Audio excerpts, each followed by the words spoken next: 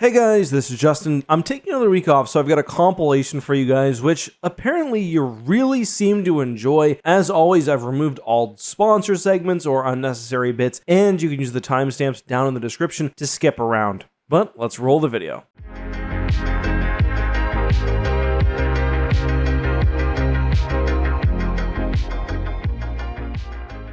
Let's talk Star Wars, and we're looking at the ship originally called, in Star Wars lore, the Corellian gunship, which would later get the designation the DP-20. It probably won't surprise you to learn that the DP-20 comes from original Star Wars concept art, and I think that's partially why it fits that OT design aesthetic so nicely. It's got the same genesis as the Blockade, where it was originally envisioned perhaps as a good guy ship, the Millennium Falcon, before being envisioned as the Blockade Runner, although in the end the role would of course go to the CR-90. However, the design similarities make a lot of sense in universe because both the CR-90 and the DP-20 are Corellian designed vessels. The DP-20, however, is very unique in that it's one of the few purpose-built Corellian warships. I did a video last year, I believe, on why Corellians may have been the best shipbuilders in the galaxy. So unsurprisingly, when they set out to build a pure warship, it worked really well. We'll get back to that in a second, but the Corellian gunship was brought into lore pretty early. It appears in issue 12 from the original Marvel comic run of 1977, which is unsurprising given that that comic relied heavily on concept art and was largely made before the movie came out. One thing that I like about the comic is that there are several scenes where there are various Corellian-looking ships shown to be a part of the Rebel Alliance.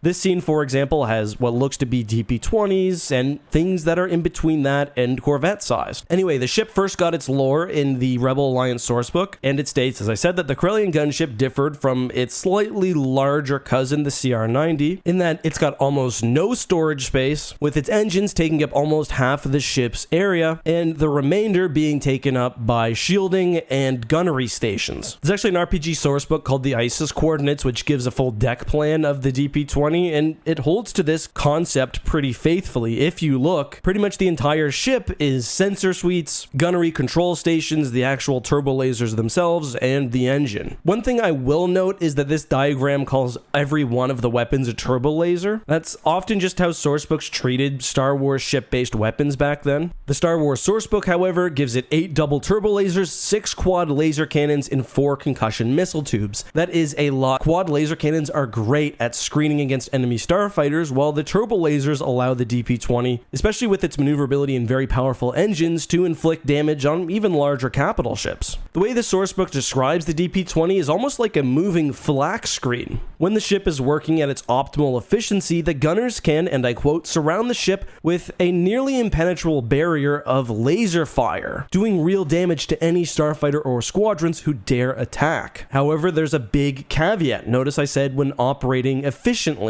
Like many starships in Star Wars, the guns are manually operated on the DP-20. So there's no computer optimizing how the ship is firing, and an untrained crew is not going to be able to use the ship's many weapons successfully. And ideally, you're not talking about just one DP-20. Corellian gunships worked really well in swarms. Individually, a single DP-20 is going to suffer at the hands of a larger capital ship. It's just not large enough or powerful enough to survive sustained fire. But with speed, maneuverability, and multiple ships, and of course good communication, you can make it so that no single DP-20 is taking fire for too long while still doing damage with your turbo lasers and concussion missiles. Obviously, DP-20s also worked very well in an escort role, protecting larger capital ships. Rebel starfighters already do that job pretty well, but with the DP-20, you can help ensure that you really have the advantage in that your capital ships are safe from bombers. One interesting bit of lore in the Starships of the Galaxy guidebook, which may seem obvious but is probably worth repeating, is the fact that Corellian gunship informally didn't just refer to the DP-20 but also captured other small Corellian ships. That's sort of a nice explanation for that Rebel fleet we see in the Marvel Star Wars comics. The book also mentions that the DP-20, again, not used for cargo purposes. That's actually somewhat of a downside, as I've covered in a prior video. One of the reasons the Corellian Corvette was so successful for the Rebels is because it was an extremely common cargo vessel, and there's sort of a plausible deniability there. I'm not a Rebel. Sure, I'm using their most common ship, but so do lots of people. The DP-20, on the other hand, was only really used by the Rebel Alliance, select planetary militias, and pirates. According to the Starships of the Galaxy guide, the DP-20 was used until the Yuuzhan-Vong War. You can definitely see its bones in the vessel that likely replaced it, the Ranger-class gunship. That was a small, fast Corellian ship armed to the gills with laser cannons, but probably with more of an anti-starfighter role rather than this sort of hybrid role of the DP-20. So we're talking the hard cell transport. This is another vessel which first appeared at the Battle of Geonosis before kind of falling off the radar. Remember, Anakin tells the LAAT to fire above the fuel cells? Well, that scene actually does a great job of breaking down the hard cell and why it was such a ridiculous vehicle. So I want to first talk about how the Confederacy built up its military because they were in a tough position. Obviously, Sidious had plans for them, Count Dooku was cracking the whip, but the CIS had to prepare to fight a galactic-scale war without violating, at least super openly, the rules and regulations of the Republic. Now, some vessels, like the Munificent, for example, were simply repurposed from corporate defense fleets, but we also saw that the CIS eagerly also repurposed existing cargo or freight vessels for wartime. And when it comes to the Lucrehulk, that was something planned for quite a while, so it wasn't difficult. The Lucrehulk, as a specific example, was great because it was massive, it had a legitimate purpose, but once wartime came, you simply refit it with more weapons, you carry droid starfighters instead of cargo, and you've got a very powerful battleship. The hard cell, not quite so much. So one thing you might notice immediately about this ship is that it does something quite rare for Star Wars. It has visible fuel storage. Most of Star Wars is magic. Obviously, spaceships need fuel, but look at the Millennium Falcon. There's no real obvious fuel tank, and that's the case for almost every ship. I'm not saying the hard cell looks like a modern rocket or booster, but it's certainly a lot closer than what you get with an ordinary starship, complete with even its vertical takeoff style. Why was this? Well, as I've discussed many times on the channel, most ships in Star Wars use repulsor lift technology when working in atmosphere. Repulsor lifts are anti-gravitational devices. They let things hover or fly. Everything from Luke's speeder or a speeder bike on Endor, things which fly just barely above the ground, to snow speeders or the speeders on Coruscant. That's all done via repulsor lifts. The way I always imagine it is with that Millennium Falcon scene. You know, the one where they're escaping Tatooine in A New Hope. The repulsor lift is what keeps the ship in the air. Then some other engine probably also provides thrust, and that's why aerodynamics aren't important. As you may have guessed, the hard cell is different. According to the Clone Wars campaign guide, the hard cell class uses a cluster of primary thruster engines rather than the conventional repulsor lift engines found on most starships. So this thing is, as we do in the real world, using rockets to escape from a planet's atmosphere. So all of that fuel is needed to compensate for, well, a lack of space magic. The downsides are obvious. The benefit is that the hard cell apparently was actually faster than many of its contemporary vehicles. There's a pretty funny segment in the new Essential Guide to Vehicles and Vessels I'd like to read. The Techno Union's most visible transport was the rocket-shaped hard cell.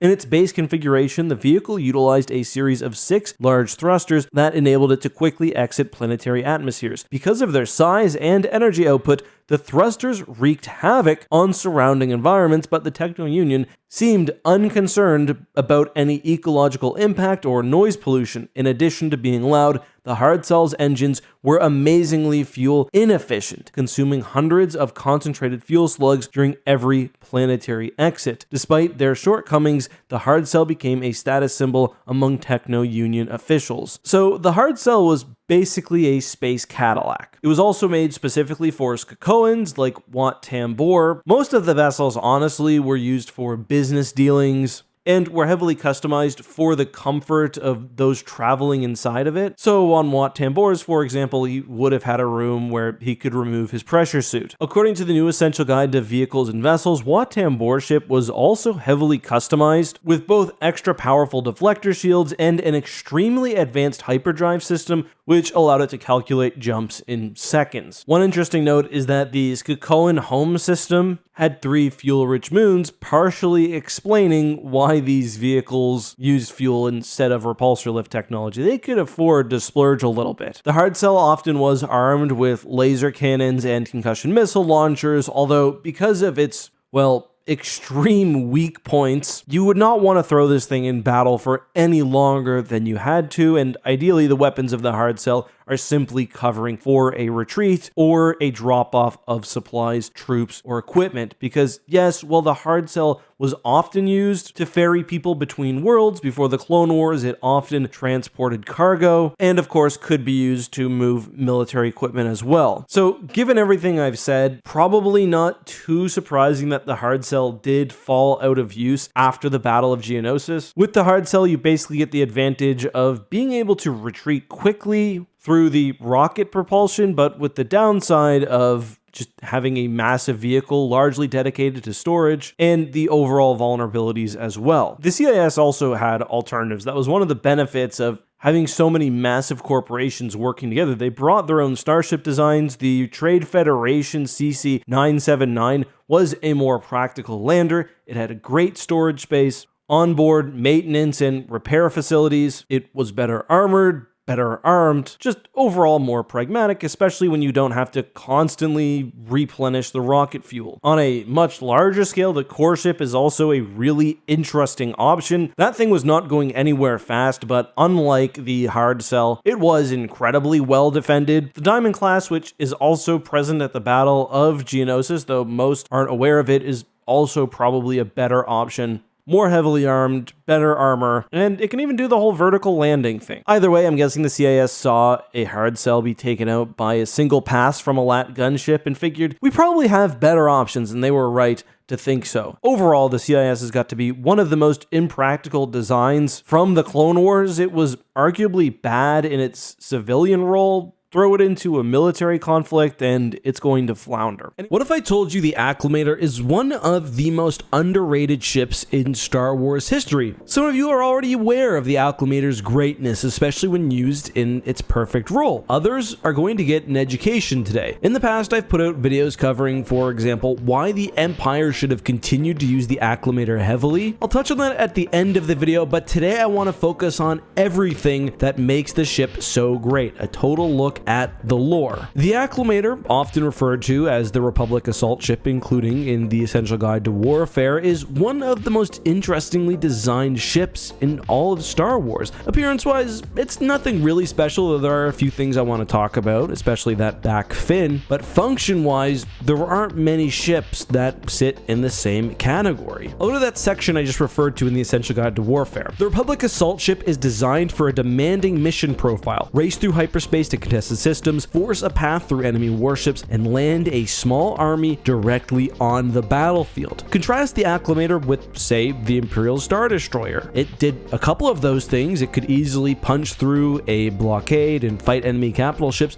but Star Destroyers weren't usually at least directly landing troops on the battlefield. Instead, the Empire had a bunch of smaller, more versatile landers, and while those are great, the Acclamator brings an unprecedented amount of armor and firepower to the battlefield proper. This was first seen, of course, at the Battle of Geonosis. There, 20 Acclamators unloaded a massive assault force which waged war across the entire planet, and the Acclamator was so successful that after the battle, the Republic ordered 1,000 more vessels. And it was pretty much the perfect situation. There, for some reason, wasn't much of a fleet over Geonosis, but the CIS was heavily entrenched within the planet itself, with heavy ground-based weapons. The acclimators of the Republic were able to absorb this firepower where many ships would not have been able to, and according to the Starships of the Galaxy Guide, this baptism by fire saw a small number of assault ships lost to ground fire, but a number that was well within the acceptable range. After troops and vehicles were unloaded, the acclimators would then return to orbit where they could provide fire support. In the Clone Wars, we also see this at Ryloth, for example. Acclimators are great for unloading not only an army, but also supplies, especially directly into a war zone. Honestly, the design of the acclimator makes a lot of sense when you consider the fact that the Republic hasn't had a proper navy or standing military whatsoever for 1,000 years. Their newest capital ships are meant to support their most advanced new asset, the clones. Acclimators thus can not only survive entry onto hostile battlefields, but can provide heavy fire, allowing clones to get into action where they were generally very successful, while also providing all of the heavy armor needed for pretty much any type of campaign. And we'll talk specific numbers for a second. According to the episode 2 cross-section, the acclimator had room for 16,000 clone troopers and support personnel, 320 speeder bikes, 80 infantry and cargo gunships, 48 walkers, 36 SPHA pieces, with an additional 200,000 cubic meters of cargo space, alongside additional extra hangar space, which could be configured for whatever mission needed. Later acclimators would change their role somewhat, converting cargo capacity to dedicated fighter launch space. Looking at the acclimator itself, there are definitely some similarities to other Star Destroyers, but some key differences as well, some of which I think make a lot of sense. The main bridge, while still exposed, is less so compared to a Venator or an ISD, and is protected by a series of quad laser cannons. The acclimator also lacks the terraced topside of the ISD and the bulbous reactor on most Star Destroyers. Instead, the acclimator's reactor is deep within the ship, protected by pretty much as much armor as possible. And that makes sense because if you look at the cross-section, you'll see that much of the interior space is, well, for storage. And not just storage, but the efficient unloading of assets. Again, it's hard to overstate just how well these ships worked during the Battle of Geonosis and how well this design served the Republic. The entire battle plan required these ships getting down to the planet's surface, and it worked really well. I like how the Starships of the Galaxy Guide refers to the acclimator as a ground attack platform, and also hints at its strength belying one of the ship's weaknesses, its effectiveness, or lack thereof, in pure capital ship combat. Here's a quote I like. "Though it can certainly defend itself from small spaceborne threats, it doesn't have the staying power or flexibility to stand against a concerted attack by capital ships. It is for this reason, more than any other, that the acclimator design was eventually abandoned by the Empire in favor of larger, less specialized vessels." I criticized that latter part in a prior video, but to be fair, landing troops on opposing battlefields didn't seem to be one of the major weaknesses of the Empire, but whatever, again, I talked about that before. Specifically, the acclimator made use of 12 quad turbo laser turrets and 24 point defense laser cannons. Additionally, it had a set of 4 heavy missile launch tubes, which gave the ship a unique function I haven't mentioned for a while. It was the first Republic capital ship in at least a millennia, perhaps ever, to do a base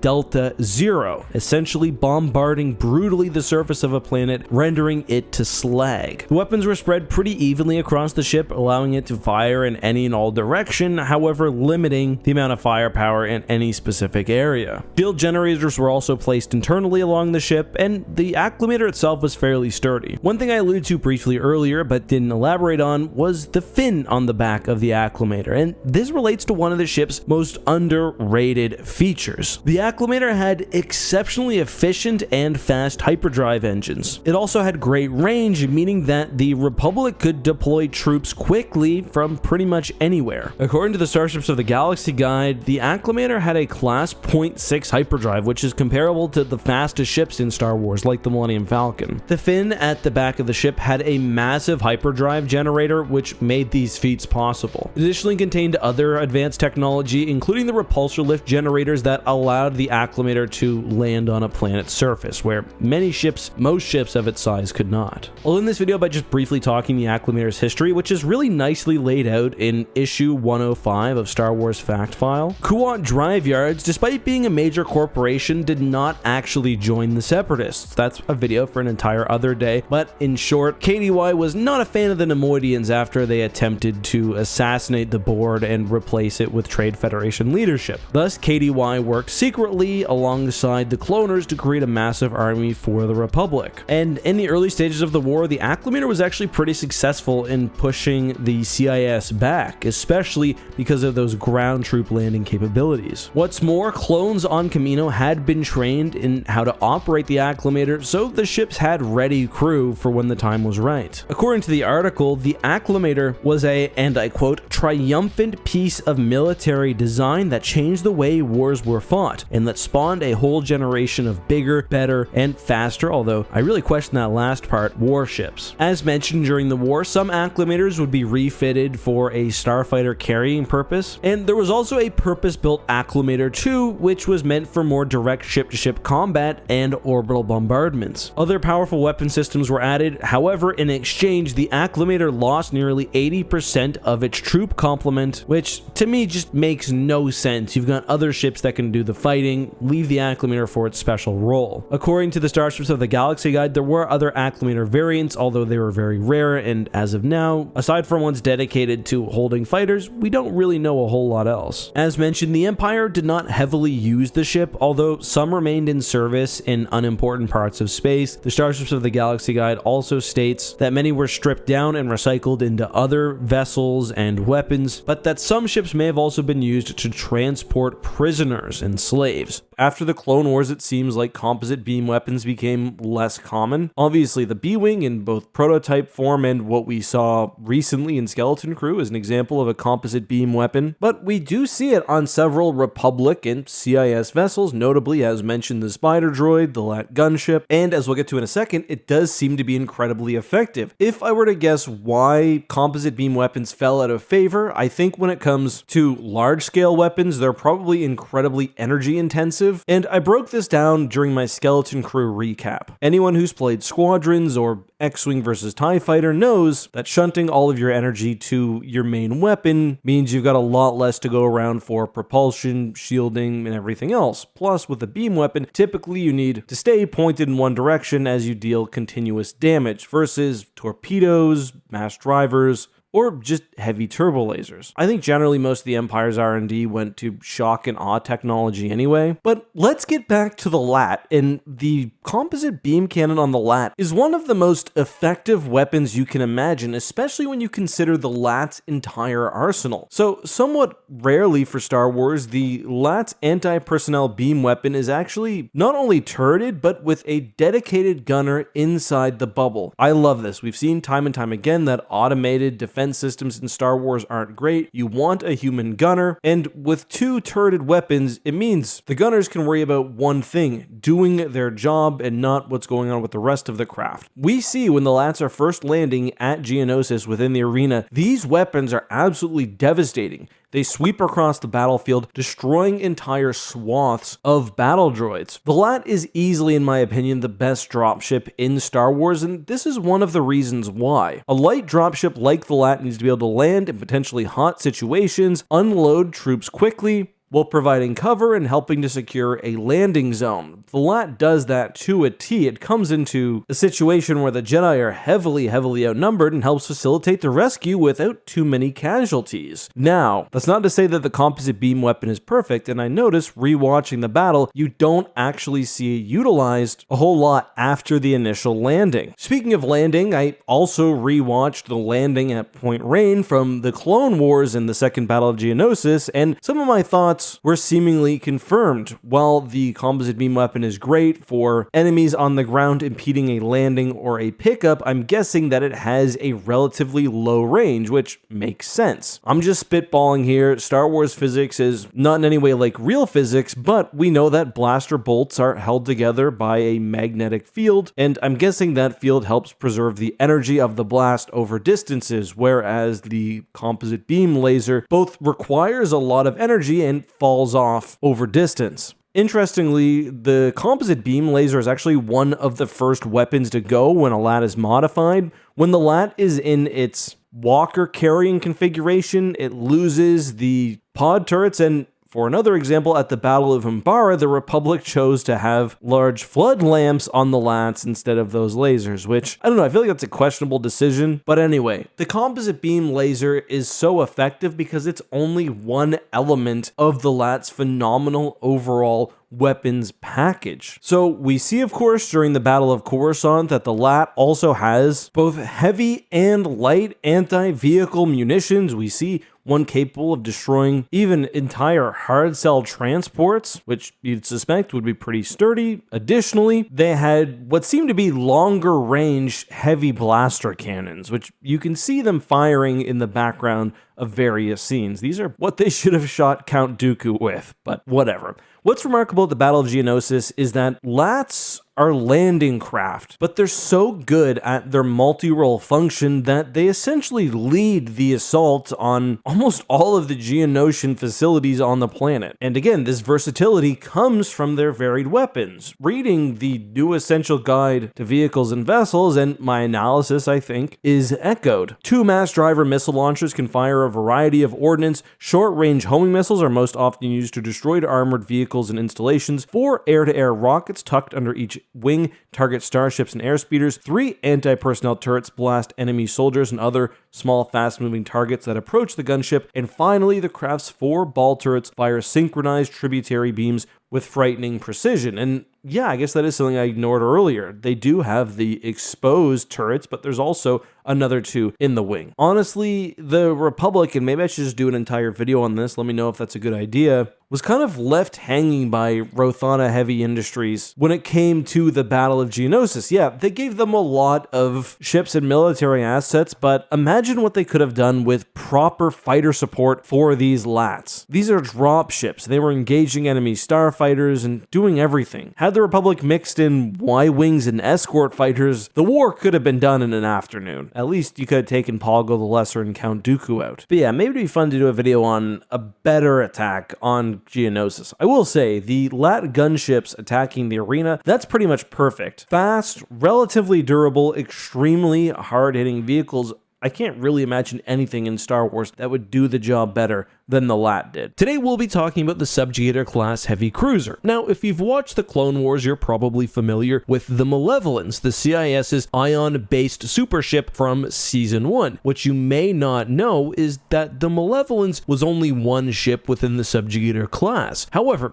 the question just generally that I aimed to answer in this video is, why was the Subjugator not used even more prominently, and why did the Empire not try to recreate the plans for themselves? However, while doing research for this video, I found something cool that I thought some of you might be interested in. So we're going to talk about that first. Now, this is a short comic which appeared only in Volume 6, Issue 54 of the UK's Clone Wars magazine. If you were a hardcore Star Wars fan in the 90s or 2000s, before the internet was as established as it is now, there's a good chance you checked out one of the monthly published Star Wars magazines like Insider. They contained not only fun stories, lore tidbits, but also fully, at the time, canonical comics. As you can guess, it was not easy to track down a single short comic from a print-only magazine published 1 month and only in the UK. Thankfully, there are people who are very diligent about these things. Anyway, Hotshot starts off with a Republic briefing where it's revealed that the Separatists are building another Subjugator-class ship in the Enoth system. The ship is not fully built, but like the second Death Star, it's being protected by the planet's energy shield. Rex is responsible for going to the surface and taking out the power generator, which is actually kind of funny given the fact that this character has long been seen as a nice potential retcon as being Rex at Endor, a trooper on the ground assaulting the Death Star shield. The comparisons to the second Battle of Endor continue because, surprise, surprise, the new Subjugator is fully armed, although there is a large construction apparatus over its main cannons. On the ground, Rex assaults and destroys the shield generator with a force of ATTEs, with Anakin and his starfighters leading clone Z95s into the superstructure of the Subjugator. I don't need to say it, you guys know the comparisons. As they're making their run at the ship's core, they find that it's shielded and it's only finally destroyed by the valiant efforts of the quite cocky clone known as Shooter, who sacrifices himself to destroy the Subjugator. The comic ends with the ship shipyards destroyed, and the clones lamenting the loss of a brother who they mostly found pretty annoying. Overall, a really fun comic, and I just remember being a kid, before this issue came out, but earlier, reading little comics like that, knowing that I'd probably never talk about them with anyone, because I just didn't really imagine a world as connected as the one we have now, and a lot of these have been nearly lost to time, so it's always cool to find one. Anyway, I hope you guys don't mind me going off track here, but it's a fun story. Let's talk about the Subjugator and its biggest issues. We see that the Subjugator can effectively control and contend with an entire Republic fleet. It's a massive super weapon. Why weren't more Subjugators put into service? I say more because aside from the Malevolence and the one I just mentioned, there were 3 others all involved in the plot of various sort of, I guess you'd usually call them B-tier Star Wars video games. That's another thing. In the Clone Wars era, we got too many games, not too few. But anyway, it seemed like there were a few key issues which stopped the Subjugator and ships like it from achieving widespread success. For one, after the Clone Wars era especially, ships of that caliber weren't really needed. I've talked about this before, but when it came to Super Star Destroyers, for example, rather than being practical tools of war, they were generally symbols of power and terror used by the Empire. The Clone Wars was pretty much the only time something like the Subjugator was even practical, and we saw that the design had such limitations that it was simply better to put the resources in other materials. Like, if we look at how expensive the Subjugator was to create, yeah, it defeated the whole fleet, but if you put that money into a very big ship with regular weapons or a bunch of well-armed ships, you probably also can cause the same amount of damage. Let's talk about the weaknesses. I mean, obviously these things were very hard to build, and their weapons were obvious weak points which could be exploited, but also the technology just didn't seem to be there. This is a quote from the Essential Guide to Warfare. The plant had a bad habit of bleeding energy that would surge into her other systems, sometimes knocking shields, communications, or other systems offline. Even Dooku himself recognized that the Malevolence's best aspect was its use as a terror weapon. Basically, the thing can terrorize planets, hold them hostage, then run away, causing the Republic fleet to have to chase it down and use resources. The only problem with that is when you put such a high mark on yourself, well, they're going to come after you, which means you either need to create a massive fleet to protect the Malevolence or just do your best, and obviously that's what Grievous did, but the ship had several vulnerabilities, including of course the strike fighters, something that a more conventionally designed fleet wouldn't suffer, although it could still inflict terror on worlds, just not in quite the same way. The other problem is when you put such a big target on yourself, it's hard to actually get the ships built. The first Malevolence was built in complete secret, but as we saw with the other Subjugators, including the 5th one that I just showed, the Republic generally didn't destroy them during battle. They'd either destroy them in transit or take them out in the construction phase. So I think in general there's a bunch of issues, like how much more effective was the Malevolence than a ship which used all of that energy for just more guns? The Empire preferred to put turbo lasers or super lasers, if they were really extravagant, on their ships, and I think that gives you even more options. From Palpatine's perspective though, the Subjugator is a dream ship because it gives something for the galaxy to fear. It gives a reason for the Republic to continue to ramp up its shipbuilding efforts, and it makes the CIS and Palpatine's personal scapegoat look even more awful, as was the case anytime they used non-conventional weaponry, especially armed towards civilians. Now, some of the Malevolence's lore doesn't necessarily mesh well with what we got in the rest of Legends. Like, we hear about massive ships being used by the Republic in source books, including the Mandator line, yet a ship the size and power of the Malevolence isn't believed to be capable of existing based on, again, some of the source book material. I don't know. I was originally going to do a profile on the major shipbuilders and shipwrights of the Imperial and Republic era. That's a video you should still expect at some point, by the way. And I got to the Essential Guide to Warfare where I was reading about the famed Blissix family. There's a really cool section which talks all about how the Republic essentially worked with KDY in designing the Victory class Star Destroyer in order to give Rendili's Star Drive work and to basically keep their loyalties aligned with the Republic. The fight politically for shipyard alliances, by the way, is something we see throughout Star Wars, with I guess the exception being the Imperial era when many of the shipyards were just fully nationalized. Anyway, back to the Victory. Many of you may not actually know that the Victory was first commissioned by by the Republic, but yeah, it was actually a Clone Wars design which emerged from what was known as the Victor Initiative project. Victories actually nicely complemented the Republic's Venators because they were smaller and carried less starfighters, but were significantly more heavily armed and could probably take more of a beating as well. Unlike the Venator, they would continue to see widespread production in the days of the Empire. However, it's one of the Victory's early battles, and specifically its opponent in that battle, which is the focus of today's video. I'm talking about the Bulwark, which was arguably one of the Confederacy of Independent Systems' most powerful capital ships. We don't get a ton of detail about the Bulwark Mark I. What is present can be found in the new essential chronology. The Bulwark Mark I, a kilometer-long behemoth with turbo lasers, ion cannons, and enough armor to ram small ships. Alright, let's go to 20 BBY. The Republic is blockading the Forost system. It was a Techno-Union planet close to the core. The Republic presumably did not have enough strength to take the shipyards without significant losses, so instead, because the planet was basically in Republic space, they simply blockaded any nearby supply lines. However, the Techno-Union did something unexpected, designing, creating, and producing the Bulwark Mark I in enough numbers to make a dedicated fleet. These ships ended up just annihilating the Republic blockades of Forost, and that's probably due to their design. They seem to be made for ship-to-ship combat, where the Venator, again, mostly a hybrid carrier. Anyway, when the Bulwark fleet was free, it actually stayed in the core and under the command of Separatist Admiral Duoningo started hitting and destroying key military targets. And again, you have to think about the Republic's military strategy at this time. They weren't expecting to get hit at home. Most of their resources at this point would have been dedicated to fighting battles in hotspots, probably the mid-rim. They obviously were not prepared for a pack of what the essential chronology called behemoths running through and breaking their stuff. So, in response, they rushed out the first generation of Victory Star Destroyers, and we saw a series of conflicts between the two fleets. According to the essential chronology, and I quote, "The final showdown came in the skies above Anaxes. Dodonna, under heavy fire with dead wrecks from his task force plunging planetward, held out long enough for Screed to pop in from hyperspace and disintegrate Ningo's flagship with a broadside fusillade. Screed required cybernetic reconstruction to survive the injuries he received in the Battle of Anaxes, but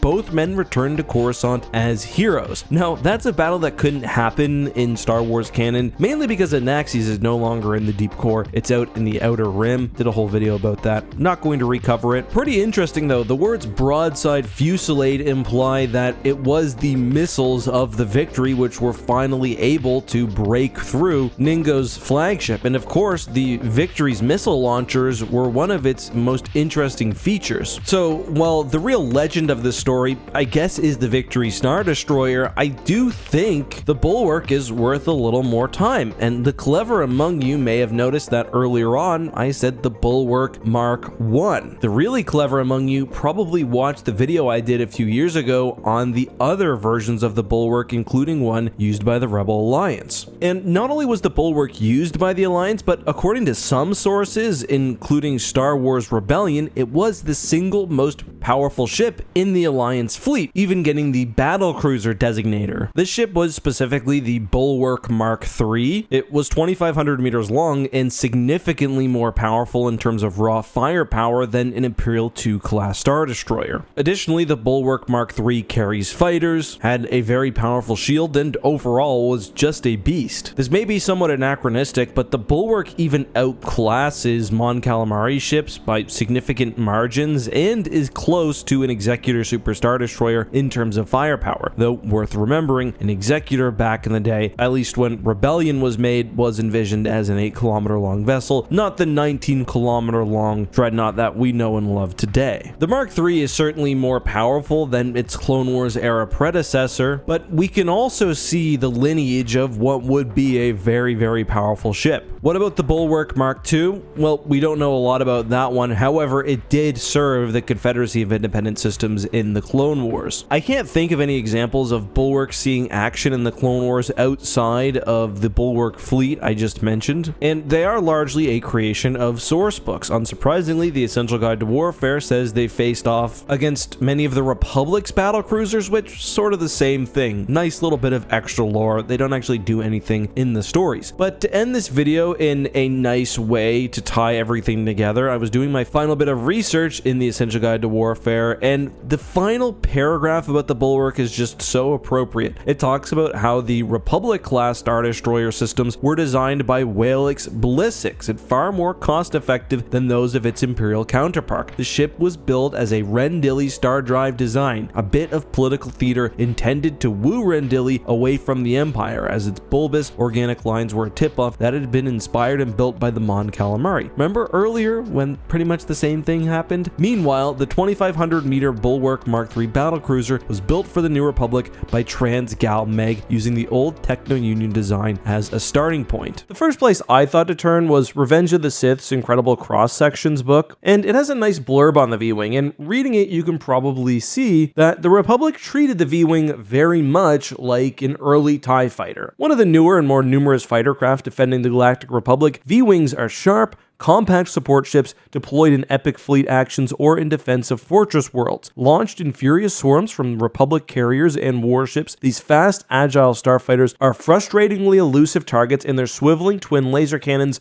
make them surprising and deadly opponents. Like many models mass-produced for Loyalist forces, V-Wings are too compact for hyperdrive, but carry a powerful reactor and two vertically placed ion drive thrusters for astonishingly fast pitch turns. So from a pair of ion drives to a focus on compact, fast fighters, the V-Wing was really an early TIE fighter, with some differences. For one, I really like the V-Wing swiveling guns, although it seems like the TIEs can also swivel theirs, or at least aim them to a degree. V-Wings also carried presumably fairly light shielding, as well as an astromech droid. The Starships of the Galaxy Guide further elaborates on the similarities, saying it was less durable and more lightly armed than other starcraft of its time, but was one of the fastest ships in the galaxy and remained so for some time. Like later TIEs, they also launched directly from capital ships, having no hyperdrive of their own. So how would the V-Wing stack up against a TIE fighter? Well, it's hard to say. The V-Wing really isn't a very commonly used ship in the media, despite it obviously being intended to evoke the image of the TIE with its wings. The Starships of the Galaxy Guide does say specifically, and I found this interesting, that the V-Wing is not quite as agile as its successor craft, referring to the TIE fighter. Aside from maneuverability, the TIE fighter generally has a higher listed top speed at 100 versus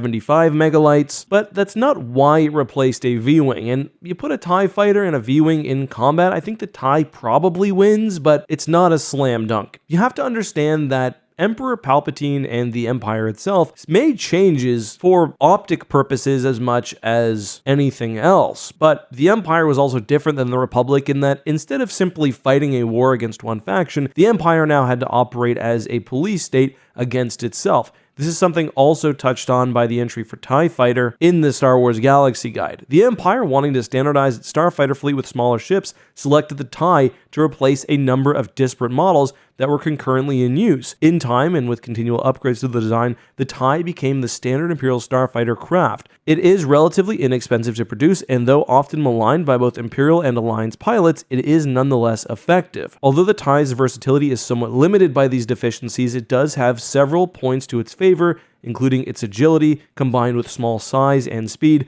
making it a difficult target for all but the most well-trained gunners. So the Empire took a bunch of Republic ships and arguably chose the V-Wing as their template moving forward. They might have even used the V-Wing except for the fact that the TIE fighter without the moving parts and without the shield and astromech was clearly cheaper to produce, and the fact that the Empire constantly sought to distance itself from the Republic. The galaxy had an idea of what the Republic was, what the Republic military was. The Empire was supposed to be something different. It was a new order. It was an order which was across the galaxy and which was deadly. The TIE fighter was meant to usher that in. The A-Wing, in almost all ways, is a better fighter than the V-Wing. It takes the similar idea of a small, fast, mostly laser cannon powered starfighter and brings it to the next level with better speed, better maneuverability, and better technology, including most likely a more powerful shield, alongside ordnance and things like sensors. But I mean, that makes sense because the ships had different purposes. The A-Wing was not meant to be used in disposable swarms like the V-Wing and the TIE Fighter were. These were, like the V-Wing, starfighters which could get the most out of pilot skill, but they offered a bit more in terms of protection. So hopefully that answers your question. The Empire moved on from the V-Wing because they needed to. They needed a cheaper all-purpose fighter, and from an optic standpoint, they needed to move on from the Republic era. In fact, I would wager the Skip Ray blast boat has to be one of the most famous Legends-only starfighter classes. Technically, I see it does have a canon wiki page, but it's not really canon in a meaningful way. The Skip Ray blast boat is most famous for its appearance in the Thrawn trilogy, where various Skip Rays are employed by Talon Karrde and his smuggler organization. There's a fun sequence where Luke is captured by Talon Karrde, and he escapes in a stolen Skip Ray blast boat only to be chased down by Mara in a second Skip Ray. Ah, young love. All while the tail of their fighters are like crashing against trees, and they're also trying to hide from Thrawn, who has decided to check out Mercure at the worst possible time. We don't get a full panel-by-panel detail of the Skip Ray in Heir to the Empire. However, there's talk of it having a tail fin, and it's evidently a pretty sturdy craft, as Luke is surprised by how unharmed he is after he crashes into Mercure's forest, leaving him to marvel at the ship's great design and advanced systems. Interestingly, however, although Heir to the Empire made the Skip Ray famous, it even got its own micro machine, by the way. Like much in the Thrawn trilogy, it was actually pulled from the West End Games Imperial sourcebook. Interestingly, as with the Imperial Assault Shuttle, the Skip Ray actually falls in the category of capital ship rather than starfighter, which is not surprising given what we're about to learn. By the way, so much of the Thrawn trilogy can be found in the Imperial sourcebook, from Lancers and Dreadnought-class heavy cruisers to interdictors, Victory Star Destroyers, and Star Galleons. If you're a fan of the expanded universe and enjoy learning the history, read it at least once. Anyway, the sourcebook explains that blast boats, and I quote, fill the gap between speedy, maneuverable starfighter designs and the slower, more heavily armed capital ships. They are swift enough to overhaul most system intruders and strong enough to deliver and survive blows from powerful weapons. It continues explaining that the blast boat was an incredibly versatile vehicle, one capable of patrolling space or fighting an atmosphere, all with or without starfighter or even capital ship support. The blast boat was the smallest Imperial vessel to operate with a hyperdrive at the time of its creation. So we see a significant departure from Imperial naval strategy, which typically, in the case of starfighters, focused on launching many units from a nearby mothership. The blast boat came in several different configurations. However, the sourcebook classifies it as a capital ship simply because of its insane firepower and power-generating abilities. The Skip Ray was introduced during the Galactic Civil War and came in several different makes and models. Most prominently, however, was the GAT series, which is typically what people are referring to when they say Skip Ray, specifically the GAT-12H. Presumably other Skip Rays would have been optimized for shuttle duties or in-atmosphere combat, but the 12H specifically was the souped-up assault Skip Ray with the best shields, the best power generation, and the most weapons, at least until later models like the 12J. But how souped up was the Skip Ray? Again, the sheer firepower of this thing led to its quasi-capital ship designation despite being only 25 meters long. For reference, that's 10 meters shorter than the Millennium Falcon, or put another way, right between the length of the Millennium Falcon and a B-Wing. Still, the Skip Ray was small enough to be comfortably carried on larger ships like a Star Destroyer, making it incredibly versatile, especially when its onboard hyperdrive is considered. According to the Essential Guide to Vehicles and Vessels, the Skip Ray has the best of everything. For example, the hull plating, and I quote, is so heavy that most starfighter lasers would have a tough time penetrating the armor, making the ship impervious to all but the most powerful fighter weapons. It had 3 capital ship-grade medium ion cannons meant to help it punch up against larger vessels, which were placed on both ends of its swiveling wing and its underbelly. Additionally, it had munitions launchers, which could probably be configured for any sort of missile, torpedo, or rocket, as well as what the guide calls 2 laser cannons, but what I think it actually means as a turreted double laser cannon. There's at least 1 turreted cannon on the dorsal side. It's possible there's another built in at the nose of the craft, but I'm not sure. I've never actually seen the little almost struts on the side of the fuselage labeled. It's possible those were initially intended to be 2 laser cannons and the turret is a third, but I've seen other sources state that those are sensor pylons. Some variants of the skip ray also replace the laser cannon with a turbo laser. I really like the laser cannon. It makes it an absolute beast against starfighters, especially being turreted. The blast boat wasn't a particularly maneuverable vessel in space, though it was fast. So the turret helps make up for that by presenting a real threat against starfighters, while the other weapons, again, really good at taking out larger ships. One notable function of this skip ray was its stabilizer fin, which could rotate for either a vertical or a horizontal formation. It seems like most of the time in space they were used in the vertical formation, with horizontal being used primarily for landing, but I'm sure creative pilots could use the stabilizers in some fun way. The skip ray was usually operated with a crew of 4, including 2 gunnery officers, 1 on the turret, a sensor officer, and a pilot, although of course, as we do see in the Thrawn trilogy, you could certainly pilot the skip ray on your own, and I'm sure there'd be automated systems to help with everything in the case of just 1 pilot. In terms of strategy, every source talks about the fact that skip rays could function really effectively in pretty much any situation, either with a TIE fighter escort or without, but skip rays were especially effective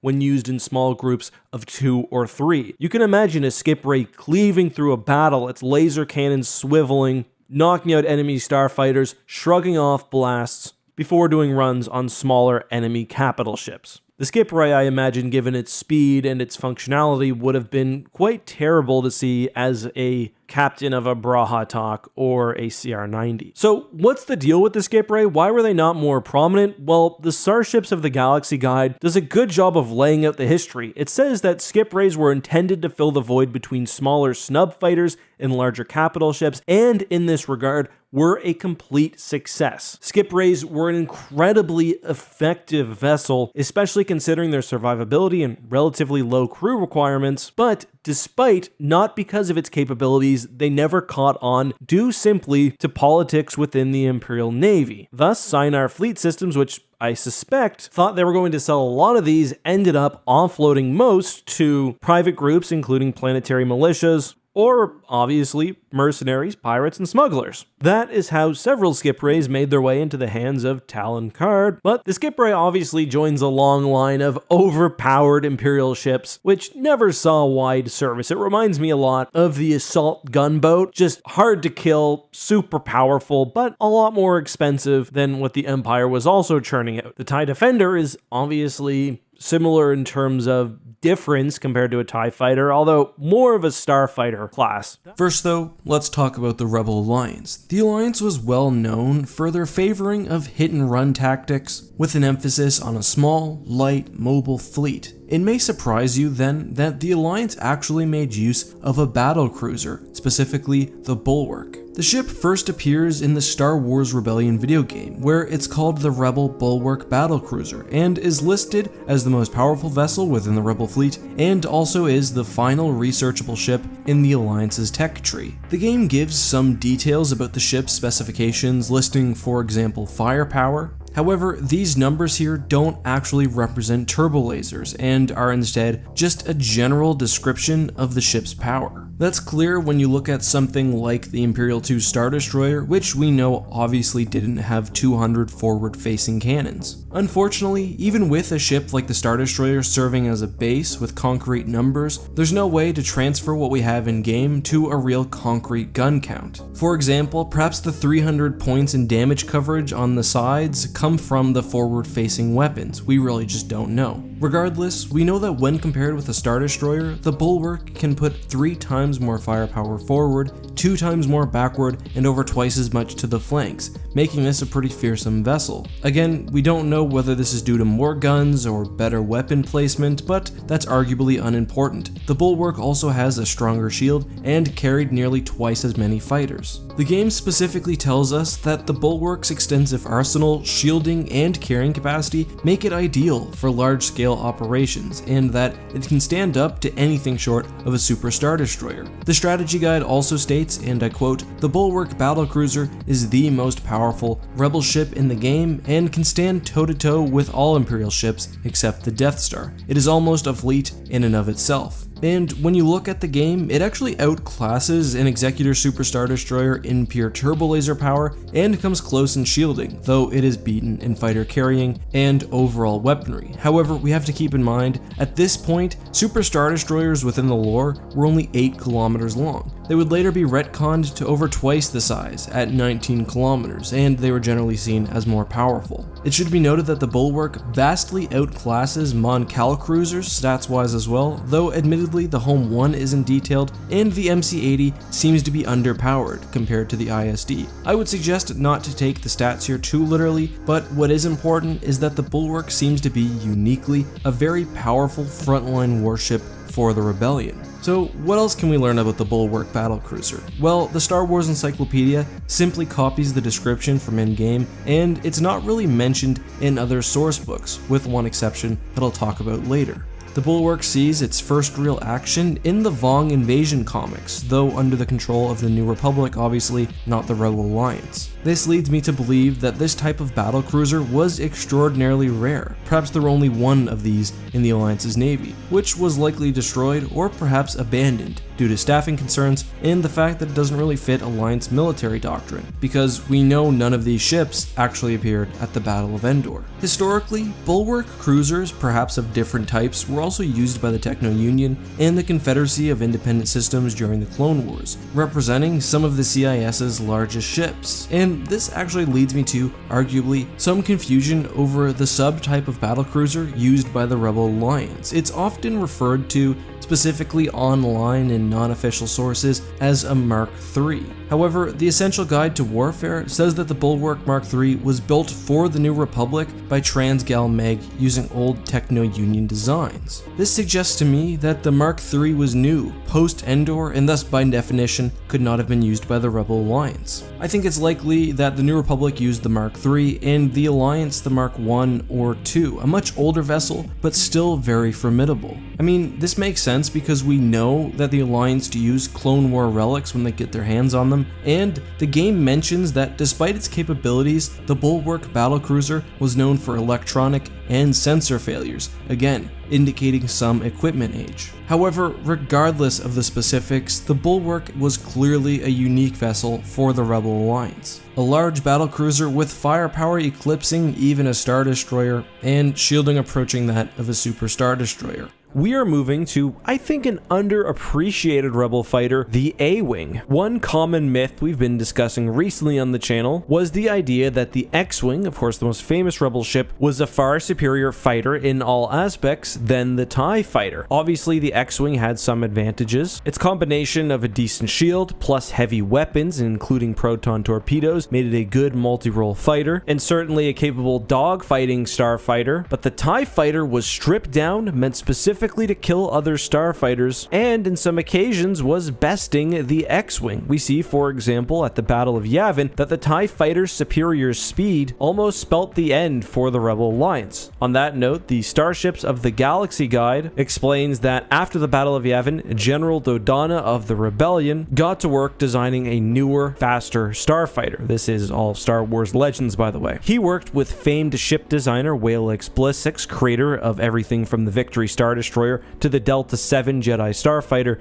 to create what would eventually become the A-Wing. The first of this generation of starfighter was the RZ-1 A-Wing, but the ship's roots could be traced quite clearly to ships like the R-22 Spirit, which was already serving within the Alliance. And to be fair, that's probably putting things a bit lightly. The RZ-1 A-Wing was essentially an official and formalized starfighter line, which took the basic design of the R-22 Spearhead, incorporated modifications made on the fly frequently by pilots, and brought up to date with the best technology and design principles available. The result was, to put it mildly, phenomenal. According to several sources, including the Essential Guide to Warfare, the A-Wing was the fastest starfighter to see service during the Galactic Civil War, period. Arguably, that means it was probably the fastest full production military starfighter in galactic history to that point. What's incredible is that the A-Wing doesn't achieve its speed through something like a slam booster extra engine like we saw with some starfighters, rather because of its exceptional design and the choice to adhere clearly to specific design principles. Here's a quote from the new Essential Guide to Vehicles and Vessels.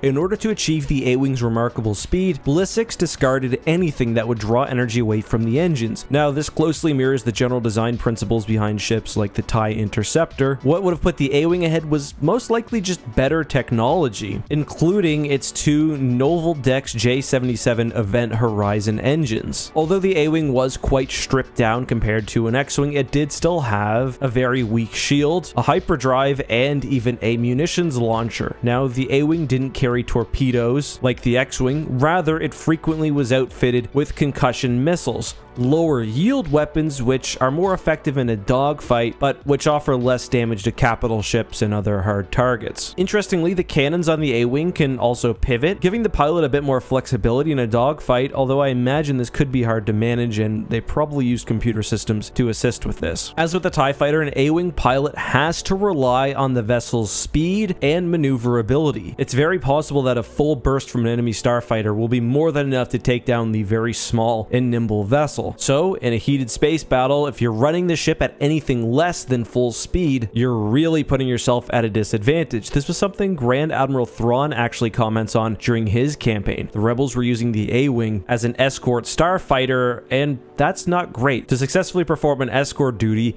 the A-Wing has to keep its speed low. However, because the ship has been built around going fast and is so limited in other capacities, it's just not being set up for success. What's the best use for an A-Wing? Well, think of anything where the ship's speed will not be a liability and where the pilot flying flat out is not going to be a disadvantage. Obviously, in a big heated battle like at Endor, A-Wings were effective not only for taking out enemy starfighters in dogfights, but also running the Death Star and even breaking through enemy lines to launch hits on capital ships with their concussion missiles. The A-Wing would have played very well into Rebel doctrine before that point. Hit and fade attacks were very common. The A-Wing, perhaps better than any other starfighter, is able to get into a situation, then leave it very quickly, although it doesn't have the same hitting power as something like an X-Wing or a Y-Wing. But obviously anything like a scout mission, etc., the A-Wing, it's a good choice. So I guess one question you might be wondering at this point is, why didn't the Empire do this? If the A-Wing seemed to be a superior craft overall, or at least a faster ship while still having shields and a missile launcher, why didn't they go this way? This is something also touched on by the various sources, including the new Essential Guide to Vehicles, which points out that the A-Wing was generally a maintenance nightmare. A ship that required as much post-action work as an A-Wing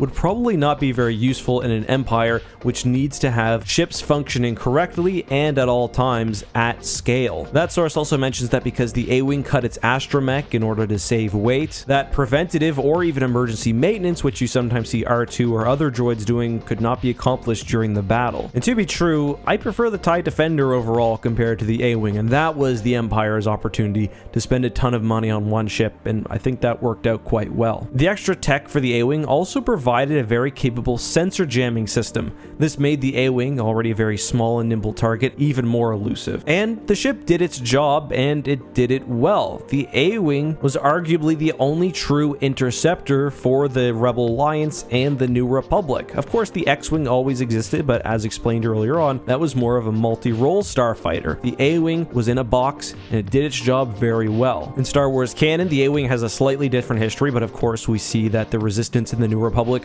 are still using a variant of the A-Wing 30 years later. And in Star Wars Legends, there is even an A-Wing Mark II, which could fully rotate its blasters and which was upgraded with even better shielding and propulsion technology, so probably a real hell of a fighter. The TIE Avenger comes from Star Wars Legends, first created for the Star Wars TIE Fighter video game. It was, alongside other craft, especially the TIE Defender, among the most advanced craft available to the Empire. Way back in 2017. Actually, April 19th, 2017, funny enough. I actually put the TIE Avenger as the third most deadly TIE variant ever used by the Empire, behind only the Phantom and the Defender. Let's listen to young Ek and see some of my rationale. Number 3 is the TIE Avenger, and this was actually one of the 2 ships that were on my top 5 deadliest starfighters. Actually, That's terrible. Let's not do that anymore. I don't know how I ever got this channel off the ground, but thanks to all those who were around when I was recording in a closet on an Android phone. Anyway, while the Legends history of this vehicle is interesting, it's outside the scope of today's video. Just know basically that the TIE Avenger was extremely expensive to produce, more so actually than the TIE Defender. It had an integrated hyperdrive unit, full shielding, 4 laser cannons, a tractor beam, which could be used to catch enemy starfighters in its crosshairs, as well as,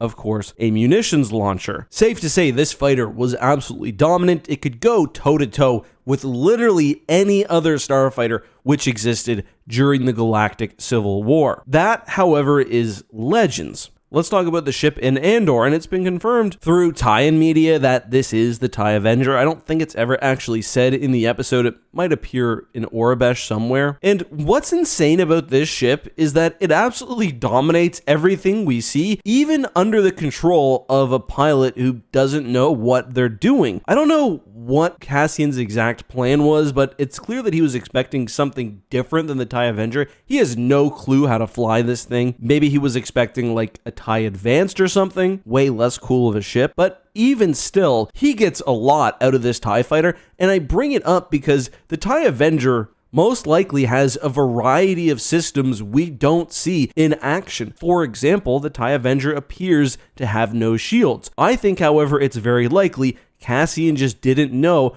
or think to turn them on. I mean, it's a TIE fighter. Why would it have shields? Well, it probably did. Anything that large and that expensive, you're going to want to chuck a shield on. Funny enough, you can tell just how elite the TIE Avenger is simply because of how it's placed in the hangar. It actually has small struts on the bottom of the wings, which allow it to land on flat surfaces without putting too much stress on a craft. Typically, TIE fighters could land in this setup, but they were designed to be launched and landed in racks. The TIE Avenger is clearly meant for elite pilots or perhaps even special forces units who would be leaving the ship on their own much more frequently than the average Joe. You can also see that this landing configuration is intended by the way the ramp drops down to the floor, and the ship has no problem landing even on difficult terrain under the control of a rookie pilot. Probably the most interesting aspect of the Avenger is the sheer amount of weaponry it has. We can see when Cassian is boarding that it has weapon pods on 3 of the vessel's wings. We'll see those in action in just a moment, but you can tell that the port side wing has fewer weapon pods, while the starboard wing has more pods of a different design.